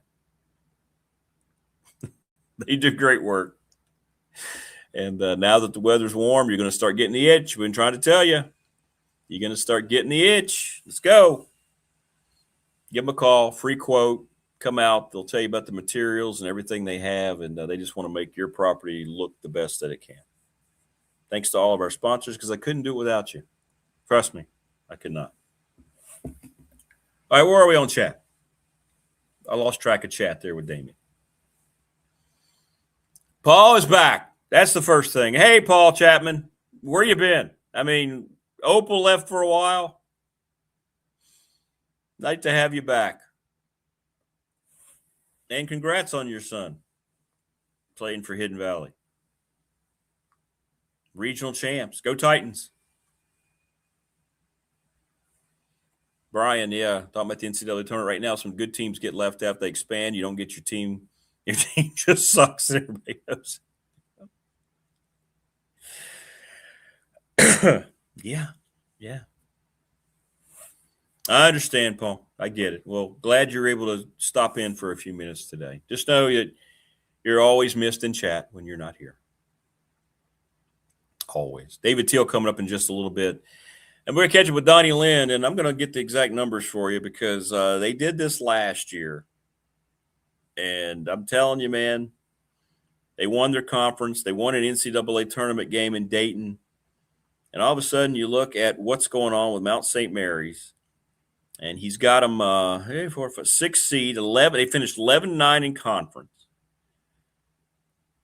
And they just beat Fairfield. They play Siena in the quarterfinals on Saturday. And if you go back and look, they won, 5 of their last 6 games. So we're going to talk to Donnie about that. We always love talking to Coach Lind. So congratulations to him for the finish that they had, man. Love to see them come down with the trophy again. When you're filming at the chiropractor, have the theme to the $6 million man playing in the background. Steve Austin.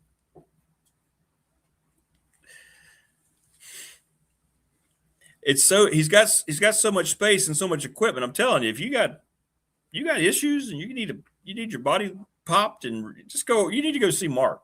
I'm telling you, man. It was incredible when he was showing me the technology. I'm looking forward to going all through it. But it's amazing how far that's come. You know how it used to be? You go to the chiropractor and they'd get on you and put their knees on you, get you in a headlock. You felt like maybe you were at WrestleMania with Andre the Giant. Now it's all done with the machines, man. You got the machine punching you. So, yeah, we'll be going through all that coming up. Looking forward to that. And I need it, too. Been having some back issues lately, so it'll be good. But I want to get basketball out of the way.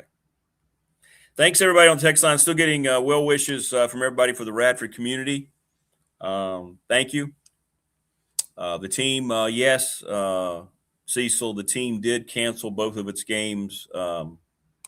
They were scheduled to play West Virginia yesterday and today, but this team needs time to – they have to process. They haven't had any time to process at all. Today marks 1 week since we lost Joey Rakuya down at Radford. And it's the team, got together Thursday, decided to play. They felt like they needed to do that for Joey. And we just had the service on Monday.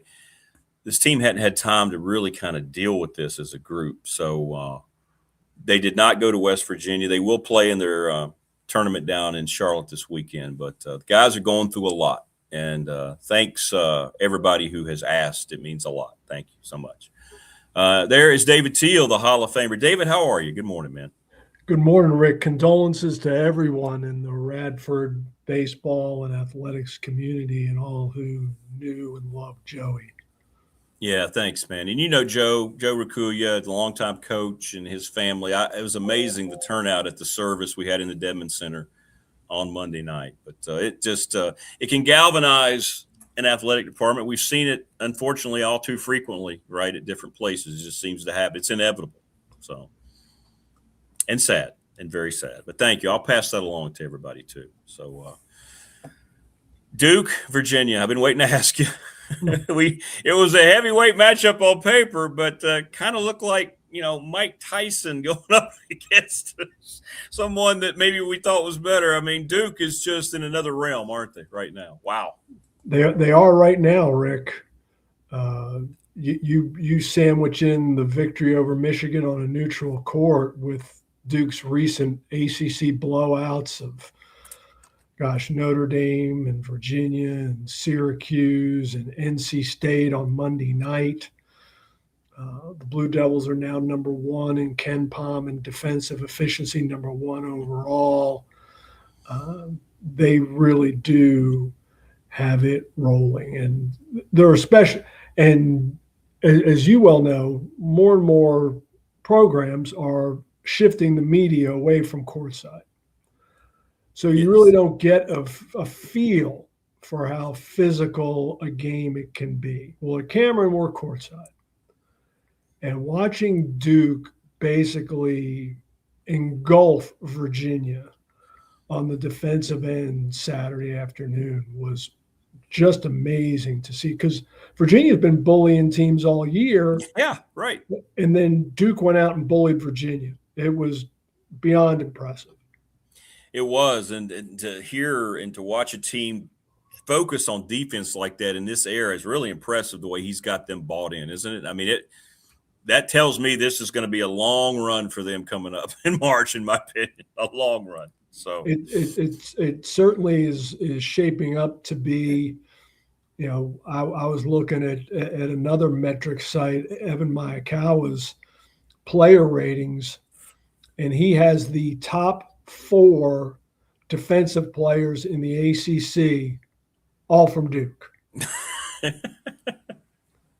Cameron Boozer, Pat Gamba, Dame Sarr, Malik Brown. The only non-Blue Devil in the top 5 is Johan Grunlow from Virginia. Wow.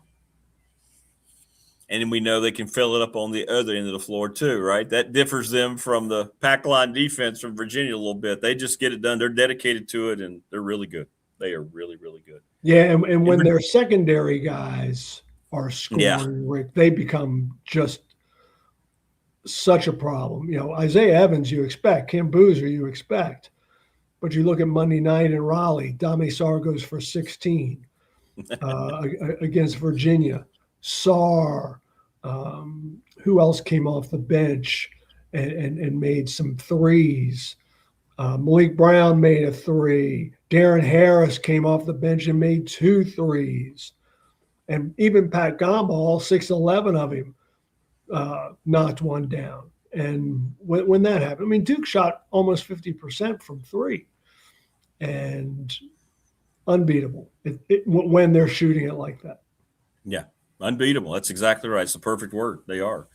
And a lot of UVA fans want me to ask you, are you concerned Ryan Odom will have them bounce back? They understand they walked into a buzzsaw that night. It's not as if all of a sudden Virginia, I don't think, is just going to go away. They've been really good. As you said, they've been kind of bullying teams up until what happened in Durham themselves. So they'll be okay long term. Well, they bounced back last night, not their best performance. Right. I was at Castle last night, so I didn't see the Virginia Wake game, but you look at the numbers and you read what Ryan had to say. They win by 5, kind of a workmanlike type victory. And then that sets up Saturday afternoon, regular season finale between the Hokies and the Cavaliers. Suffice to say, a lot at stake for the visitors. Well, a lot of people have sent me messages about Mike Young's quotes last night about talking about vacation with his wife and things of that nature. I mean, do you get the sense that he's just being a little facetious, or do you get sense that, yeah, okay. Yeah, good. no. He was asked, is the NCAA tournament forefront of mind? And Mike just, of course it is. And he said, "Oh no, I'm just looking forward to going away just to spring break." No, it was completely tongue in cheek. And Ben Hammond came in and spoke with us post game. And some coaches try not to raise the bubble and NCAA tournament prospects with their team. But I asked Hammond, "How much do you guys talk about it among yourselves?" And he said, "Every single day." Absolutely. There you go. Okay, so we've been debating it here, and I said, well, I'll just ask David, what does Tech need to have? Obviously, a win against Virginia would go a long way, but are we still looking at maybe a run all the way through to the end of this tournament for them to get back into this thing? A win Saturday is essential, Rick, for them to really have a ghost of a chance at an at-large bid. And the Hokies' metrics are classic bubble. You know, their predictive metrics aren't as good as their resume-based metrics, which is a good thing. If you want to have higher ratings, you want them to be on the resume base, because that is more of a precursor to tournament selection. The predictive is more along the seeding line. But you know, that Virginia would be a third quad one victory. And then a lot would hinge not only on how the Hokies perform in Charlotte, but what happens elsewhere around the country. Right. And are there bid thieves in other conferences, specifically the Atlantic 10, the Mountain West, and the Mid-American?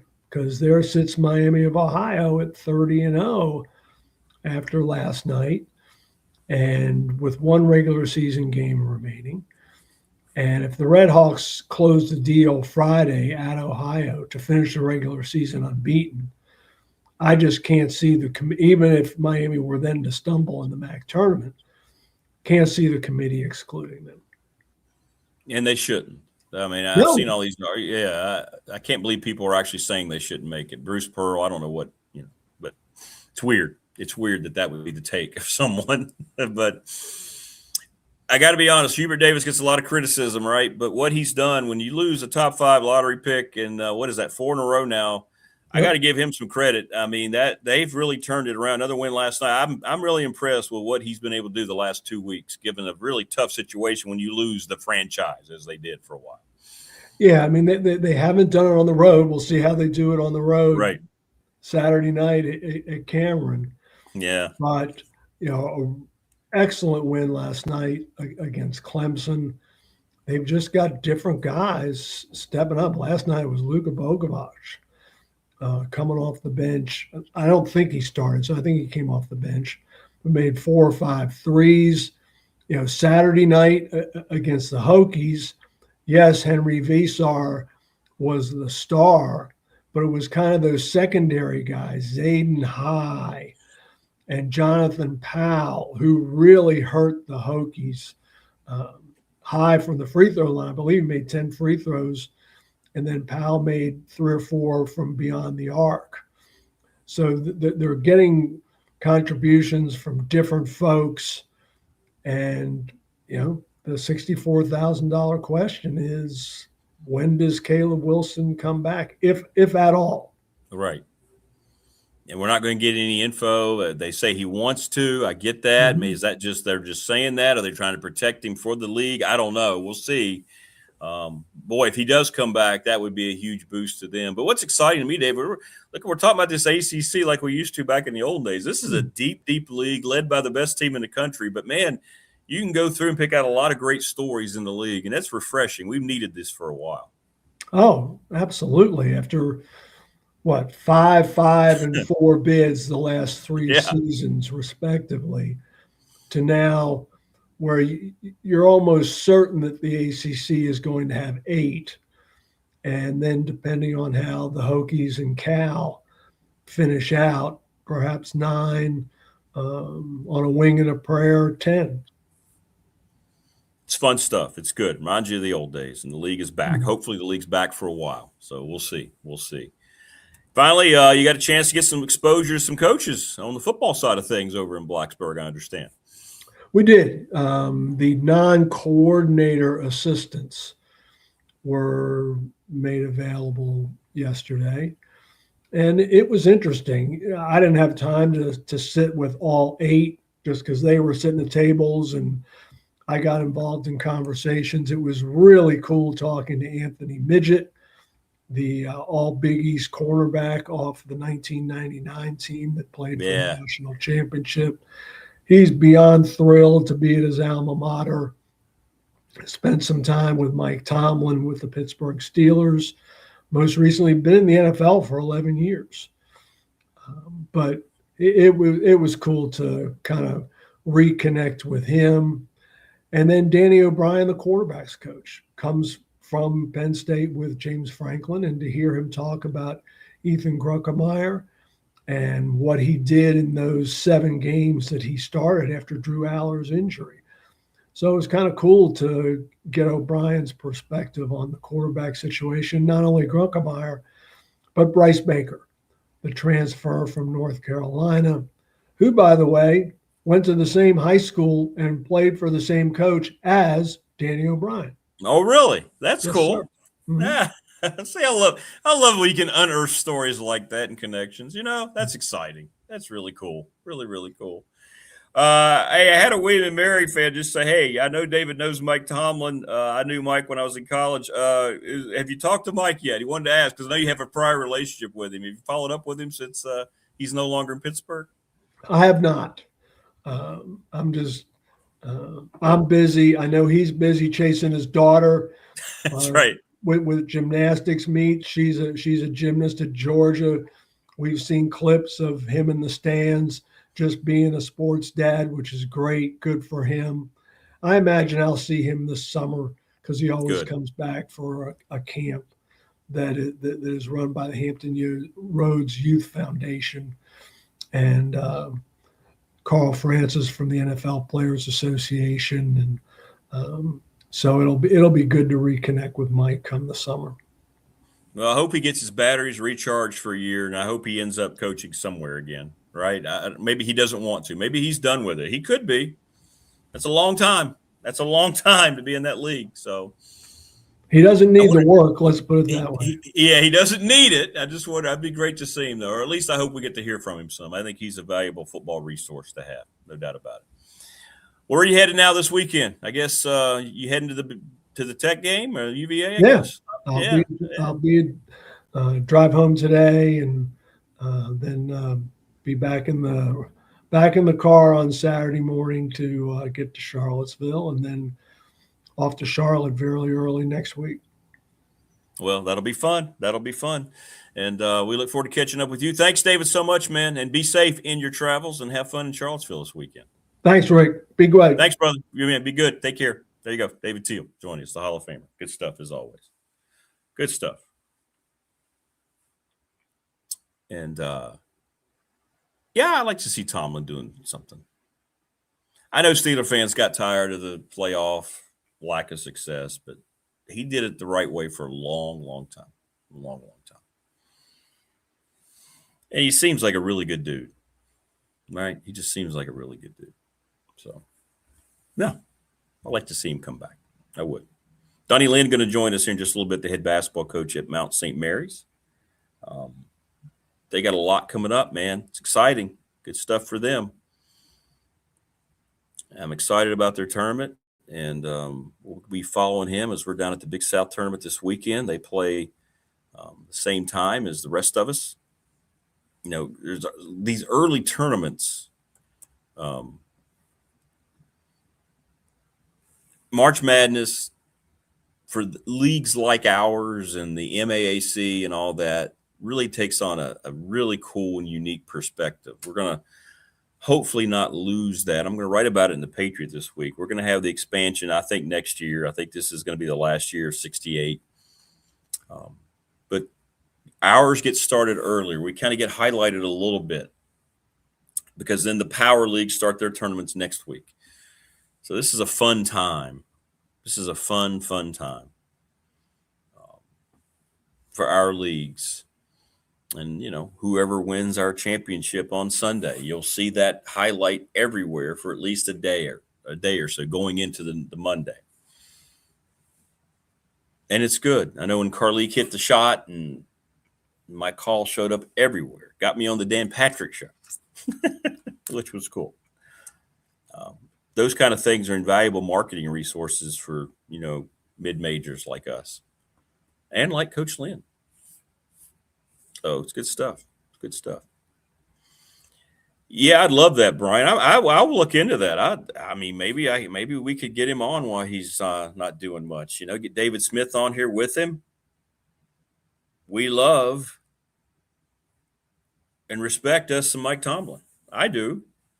I'm not a Steelers fan, but the league is going to be for the worst that he's not around. I mean, it's going to be weird watching a Steeler game and seeing Mike McCarthy over there instead of Mike Tomlin. I'd love to have him on. It'd be a great conversation. Talk about his William and Mary days, and you could talk about Tech and James Franklin. That'd be great. That'd be fun. That'd be fun. We'll make the effort. We will make the effort. We'll see if the effort gets reciprocated or not. But we will try. Yes, we will. Yes, we will. But thanks everybody again for the well wishes. They're still coming in. It's a week ago. It's unbelievable. It's gone by. It seems like it hasn't gone by quickly, but I guess it probably has. And all my thoughts are with the Rakuya family and with obviously our baseball team. Saw some of those guys yesterday. They came out to our softball game against Virginia, and they're coping, man. They're dealing. They're dealing. It's great. She's great. So we'll see. We'll see.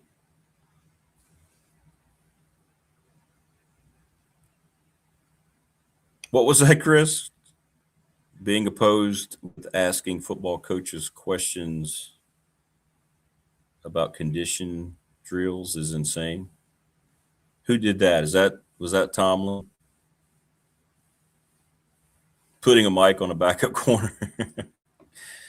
Yeah, some of that stuff, I think we go a little too far with that stuff because it's not really genuine, and I'm kind of with you on that. Well, we're into March, and that means that this guy's cooking. He's the head basketball coach at Mount St. Mary's. Donny Lind joined us. What's going on, brother? Good to see you. Hey, good to see you too, Rick. How you doing? We're hanging in there, man. It's hard to believe it's been a week since we lost Joey Rakuya. Today marks a week. So it's been a whirlwind, man. Whirlwind of emotions and just trying to keep everybody going. I guess is the only way to say it. I can only imagine. Certainly send my thoughts and prayers, have been for all week, down to you all in Radford and obviously to the Rakuya family. It's been a lot. Yeah, a place you spend a lot of time, so it's always a part of you, right? Wherever you take it. Yeah, so no doubt, no doubt. Well, let's talk about your club. Here you go again. You finished up what? I think it's 5 out of 6. You're right there. What? I think 6th in the league. Congratulations. You guys really came on at the end, Coach. What did you see out of this team? And you kept saying that, right? That was the goal. Let's get our best basketball going here at the end of the month, end of March, and that's exactly what you're doing.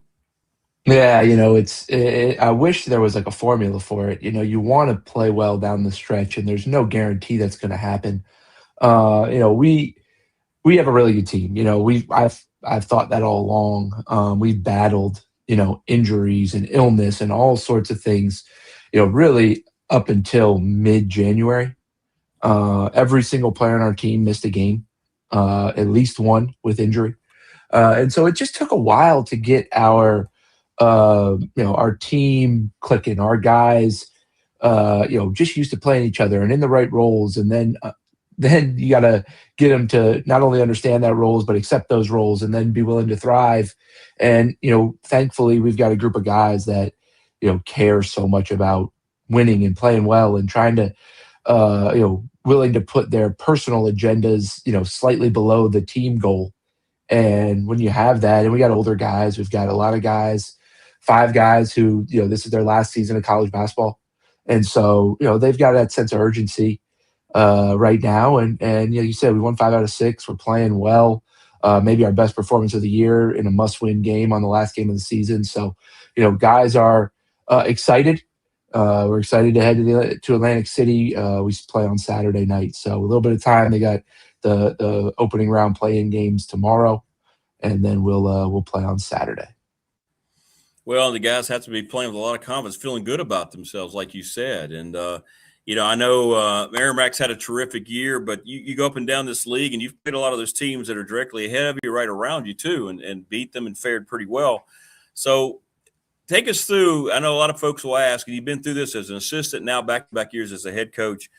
Take us through the mindset that you try to install on your team as you're going through a tournament, preparing for the first round, and what you need to remind your guys about. It's a unique perspective, I know. It is, especially, at this level, you guys know it at Radford. I mean, this is what matters. As coaches, we talk about the regular season and the non-conference and the value in those things. And there's a ton of value in building your team and learning what you're good at and figuring those things out. But all of that value is leading toward these three games, right? And if we as coaches try to say it's not, we have a deaf ear to our players. We're not hearing them. And so, one of the most important pieces of advice, I've already shared it with our team, I learned from Ron Jersa when I was at Radford. Yeah, he would always, every year before the conference tournament, would always make sure to remind the guys that you can't win the tournament if you don't win the first game. Pretty simple, but a lot of people put their focus on winning the tournament and what that's going to be like instead of trying to stay in the moment, right? And focus on, let's put all of our energy, all of our focus into making sure we put our best foot forward for that first game. And then when that's done, then we'll turn the page and figure out what to do next. Because you lose the first game, you can have a great scout ready for that semifinal game, and you'll never get to use it.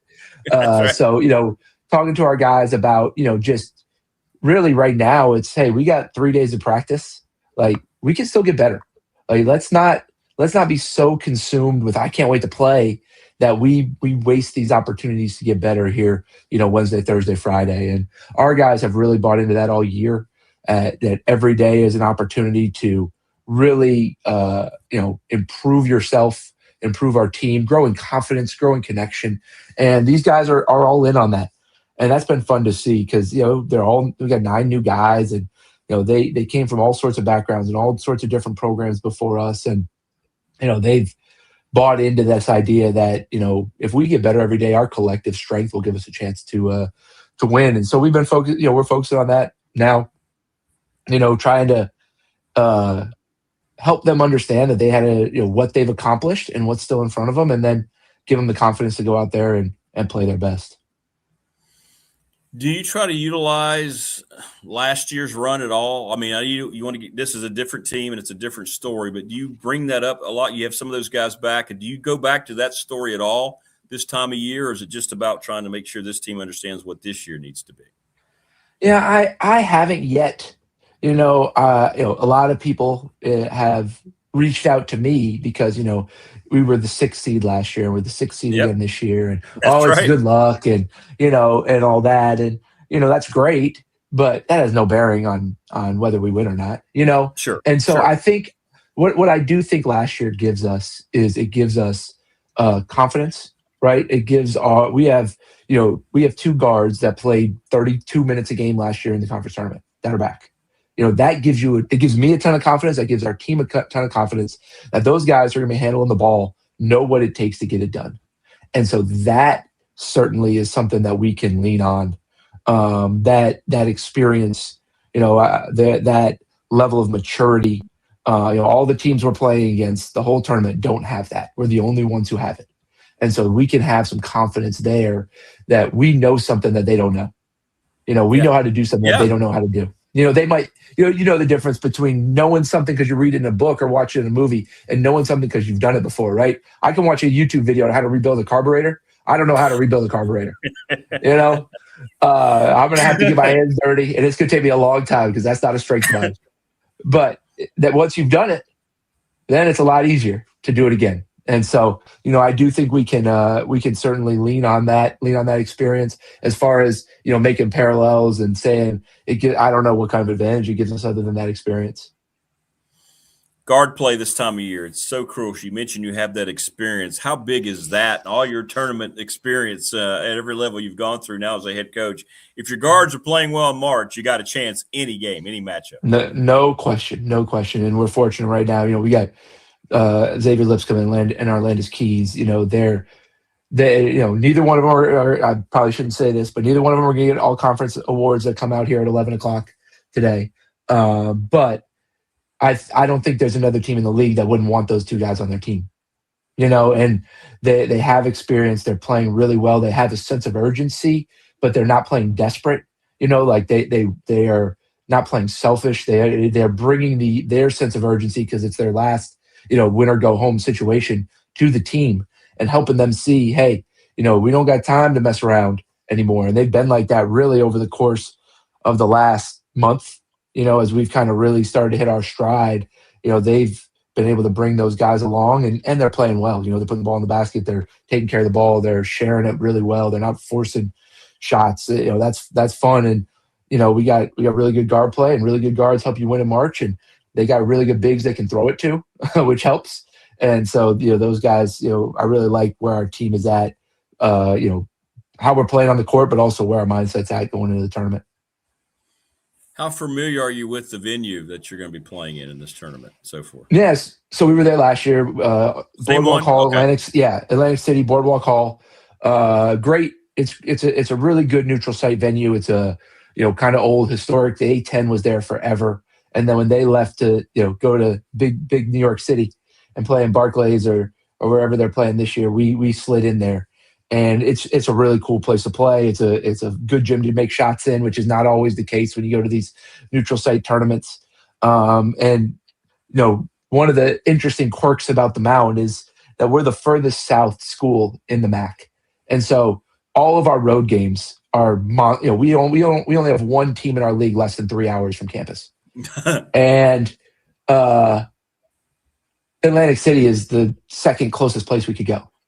So it's a great place for our fans to come spend the weekend in AC, come watch the Mount, get to, it's a short drive up from Emmitsburg, and you get a chance to, have a little fun after the games are over in the casino and, watch some good hoops over the weekend. Hopefully we can, get to keep playing a few games while we're out here. Well, take us through briefly. Fans who want to follow, Coach and Mount St. Mary's will be playing Saturday against Siena, Saturday night. Take us through the Saints. What kind of matchup did you have with them in the regular season? What kind of team are you going to be looking at in the opening round? Yeah, Siena, they're a good team. Coach Jerry McNamara, really good player at Syracuse, won a national championship. They brought back two guards like we did. So they've got some experience too.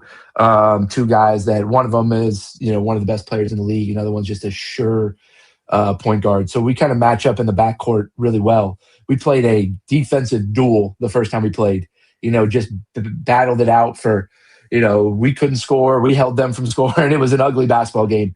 Unfortunately, they ended up nipping us at the end, kind of went on a little run in the last 3 or 4 minutes and pulled away a little bit. Ended up beating us by double digits, but it's a game. It's a team that, where we weren't the same team then, and, neither are they.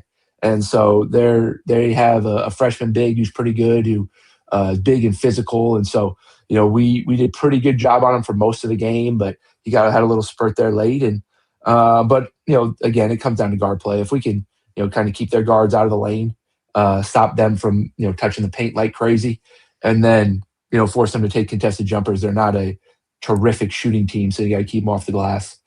But I think we got to make sure we find ways to score. Like I said, in the first game, we struggled to score against them.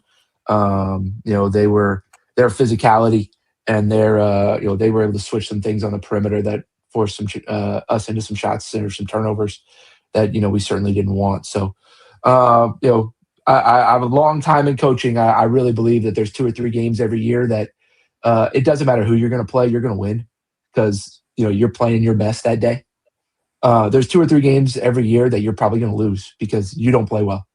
And, those 2 guards I talked about, I've been bragging about all day, went 1 for 21 combined in our game against Siena. So it's probably one of those days we're not going to win.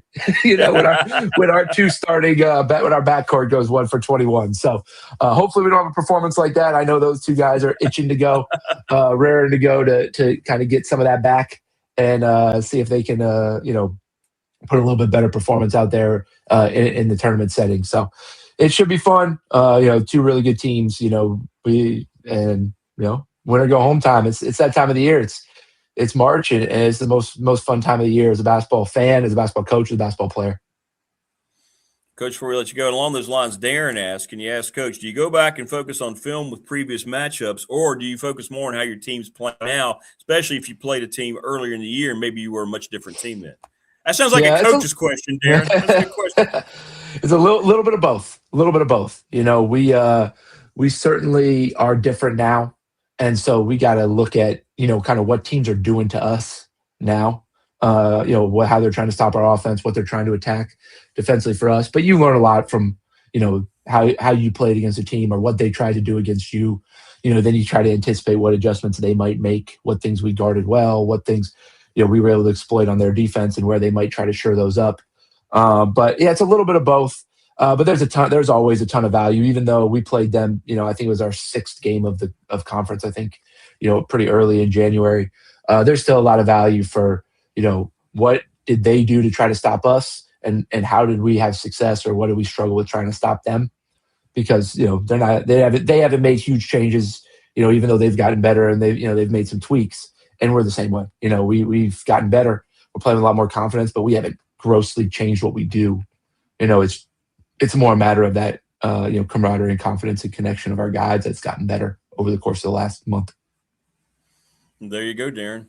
Hey, and finally, how's Silas doing? I know that Wayne's asking. He says it's that Silas time of year. Oh yeah, he's excited. That's for sure.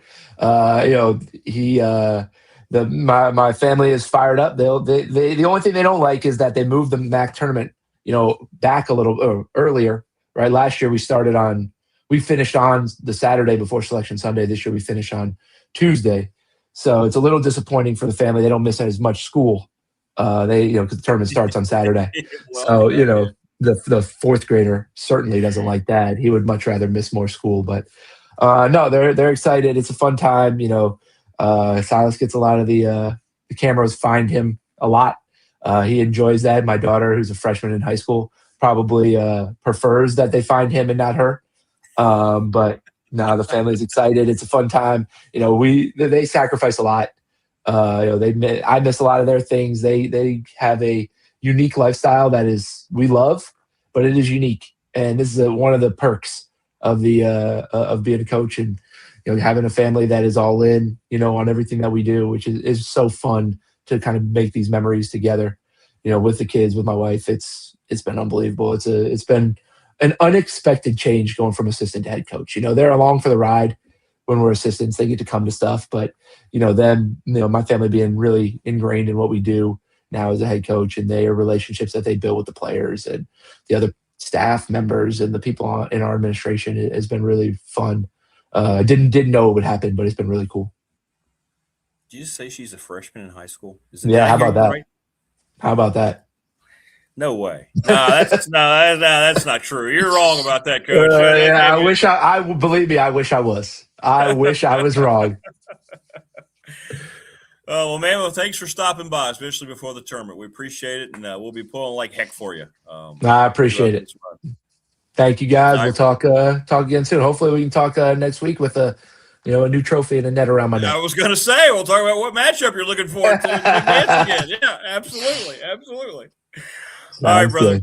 Good luck in defense of your crown, man. Stay safe. Thank you. Have a good one. All right, be good. There you go. Donny Lind, head basketball coach at Mount St. Mary. Went on a great run, number 6 seed. Great question, Darren. That's good stuff. Appreciate him stopping by right before their tournament. It's a fun time of year, man. It starts for us early in mid-majors. You get that vibe. It's always special when you're sitting there getting ready to – you're on press row and you're getting ready to get through pregame and you see the teams come out for the open tip-off. You get that little sane little tingle, man. It's just exciting. One bid leagues, the extra pressure. We know that no matter it doesn't matter that High Point won 28 games. If they lose in the tournament, they're not going to the NCAA. If you won 10 games and you win your tournament, whether it's right or not, that's a matter of debate. You can have a great conversation about that, but you're going to play in the tournament. So for the Big South, Radford, Longwood, whomever, it's all about, 3 days, 3 successive days. And if you can win them, well, you're in. And if you don't, you're playing basketball that doesn't matter in some other tournament. Let's just say it the way it is.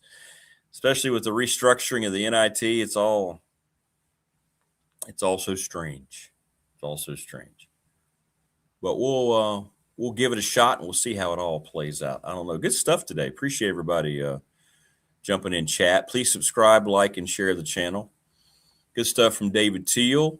So you're going to get a lot of good articles if you're a Tech football fan coming out amongst, Bitter and Sordelett and Teel with all the different guys.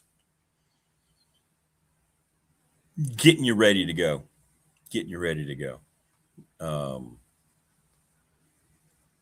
Yeah, Tech softball and wrestling. Wrestling is just it's going to be a staple every year. Baseball, not so much. But, softball and wrestling going well for Tech. And I'm telling you, I got to see Virginia yesterday. They can pitch it now. But Dakota Redmond, Radford's hurler, preseason pitcher of the year, she did a great job of holding them down. It was a 2-0 game. Radford threatened a couple of times, but they couldn't get the key hit with 2 outs they needed. I haven't seen Tech, but I know Tech puts up a lot of high number volume run games. Virginia looked like, to me, they've won 20 in a row, and I don't want anything from them, but they look like their offense needs to start being a little more consistent. But, boy, they can pitch it now in the circle. They came in with a ERA of 2, and it went down yesterday with the shutout. So UVA, they brought a lot of fans, too, to our new softball stadium. And I've been talking about our softball stadium, and yesterday was the first game that we broadcast out of. I'm telling you, if you're around the area and you want to see college softball during the Big South schedule, or we have a little mini tournament we're going to be hosting, you need to come up and check it out. The new we have a new plastic field. It's nice. It's very nice. They needed it in that stadium. It was always a dust bowl. And as a matter of fact, Virginia had come to Radford a few years ago, had the same coach, and they had a few players get banged up because they attributed it to how bad the infield was and all this, the playing service. And they said they wouldn't come back until they had a new field. So Coach Fagan, our new coach, said, hey, we got a new field. You said you'd come back, and they did. They did, to their credit. But it's a great environment, new video board, and got the baseball field behind it. Come out and check out our complexes, and it's free. Absolutely free. Best word. If you're driving around, check out the schedule or ask me, and I'll let you know. But it played really well yesterday. It's a lot faster surface when you're on the plastic, but that's something that Kevin Fagan he anticipated that. He knew that. But stick and ball sport's about to be here. We will be doing a show on Friday, and then we're leaving right after to go to Johnson City. And we'll see how all that plays out. I never know. People that have asked, I mean, Radford's talented enough to win the whole thing. Absolutely they are. Can you put together 3 consecutive games? So we'll see. We'll see. I don't know. I just don't know.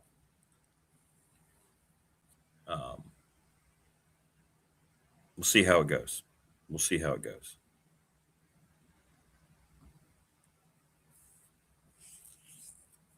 But I do know this. Every game is its own story. I've learned that all the years, all the tournament games I've called. No lead is safe enough. No deficit can't be overcome. It's become so much more entrenched, everything that you learn about the game. When you get into the tournament and you just can't overstate it. It sounds like cliches, but every possession, man, it's an every possession type of thing. Sometimes sheer talent wins out. Sometimes it becomes so obvious one team's better than the other. But in our leagues, I mean, I know High Point and Winthrop had great years, but I'm telling you, Winthrop beat Radford twice by a total of 3 points. And that's the team that finished second.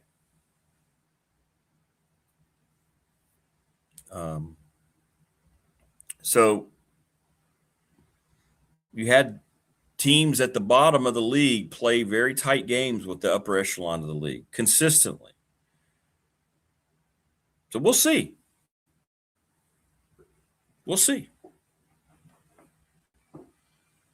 It's fun, though. It's fun. Neil will be down there with me, and it'll be a late game on Friday. You want to tune in to our radio network. Very, very late game at probably around 9 o'clock. They schedule these things. They put game times on it. And these are veteran people that have done this a long time, but the tournament times never work out. The games never, ever, ever are over in time, right? It actually starts tonight in the Big South with the play-in game. The 8 and 9 seeds, Upstate and Gardner-Webb. And I'm thinking Upstate will win that game. But they lost their starting backcourt to injury right before they played us last week. And I was told those guys would not be available for the tournament. So we'll see if that was true. Did they make a recovery? Was that just people that were sandbagging? I don't know. But that's the first game tonight, Upstate and Gardner-Webb. And we'll see how all that plays out. But Gardner-Webb was dead last in the league. I think they only had 3 wins all year, only 1 conference win. So I would give the advantage to Upstate. And if they win, they earn the right to play High Point in the first game on Friday, semifinal Friday. Thanks, Wayne. He voted Rick Allen Coe Big South Broadcaster of the Year. Well, we could have shared the award because I could have been the play-by-play of the year, and Kion was the analyst of the year because he's not play-by-play. So we could have each had our own award.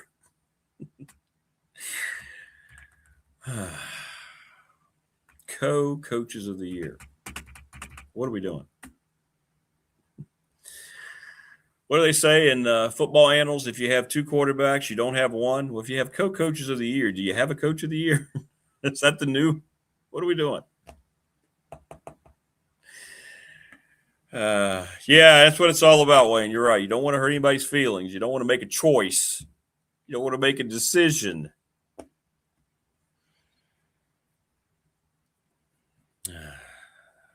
I know Mark Prosser really well. I got to know Flynn Clayman. I can tell you neither one of those guys would have had their feelings hurt had they not won. And now they're sitting there looking at a co-award like, this feels kind of weird, doesn't it? Isn't this a little weird? Yeah, I thought so. And then they did it on the women's side too with our very own head coach, Mike McGuire. And I think the head coach at Gardner-Webb.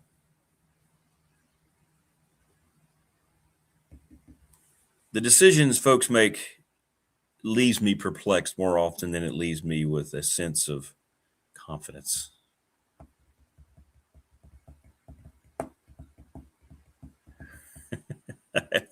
I've heard grumblings that Reese's has changed their peanut filling recipe. Well, that's fine with me. I don't eat them. Y'all have at it. Did that happen? Like, why would you go away from, I think it's voted the most popular candy for like 20 years running, Reese's Cups.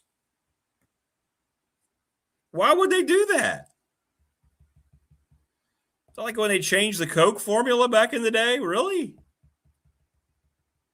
Coke did that because they know their product sucks. So what they do is they wanted it to turn into Pepsi, which they tried to do, and then they had to go back. Why would you do that? Why would you mess with it?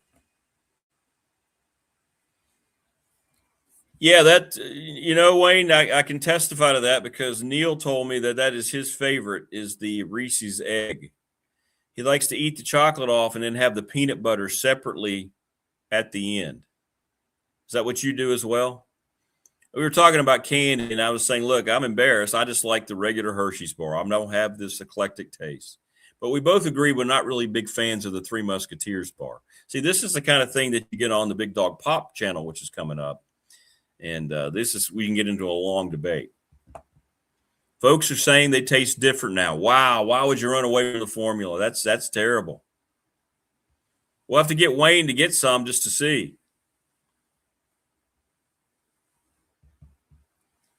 The egg is the best Reese's too, no debate. Well, I'll trust you on that. I don't eat them. He just bites in and savor. More peanut butter than chocolate. That's fair. That's fair. I like to put my regular Hershey bar in the microwave about 10 seconds just to get a little soft. I don't want it runny, but I don't like it. Yeah. Best chocolate, Lindor's truffles. Yeah, they're good. They're good. Now, I do like the Cadbury eggs now. Those are really good. Around Easter time, which is coming up, I'll have to get me some Cadbury eggs. See, we could have a whole candy show. Big Dog Pop will have a whole candy night.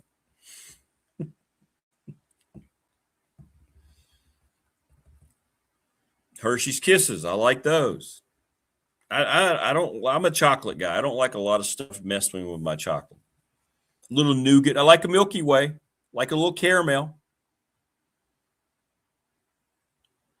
Like the Nestle Crunch Bar. The Crackle. Remember the Crackle? That's okay. That's okay. But I don't need much. I don't need a whole bunch of stuff in there.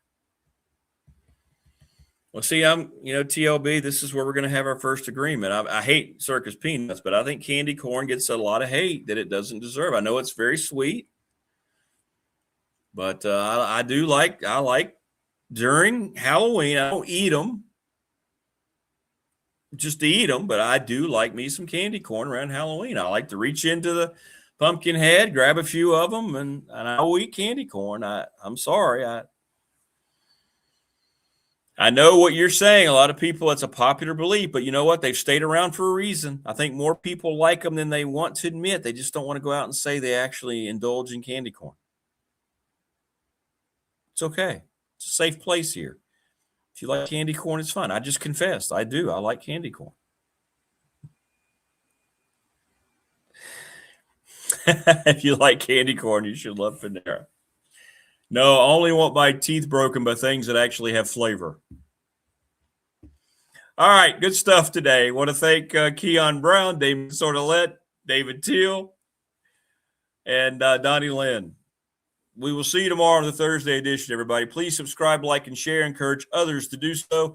We've been putting shorts up on the channel from each show. It's been great. They've been very well received. We'll have some more from today's show. We'll see you tomorrow on the Thursday edition, everybody.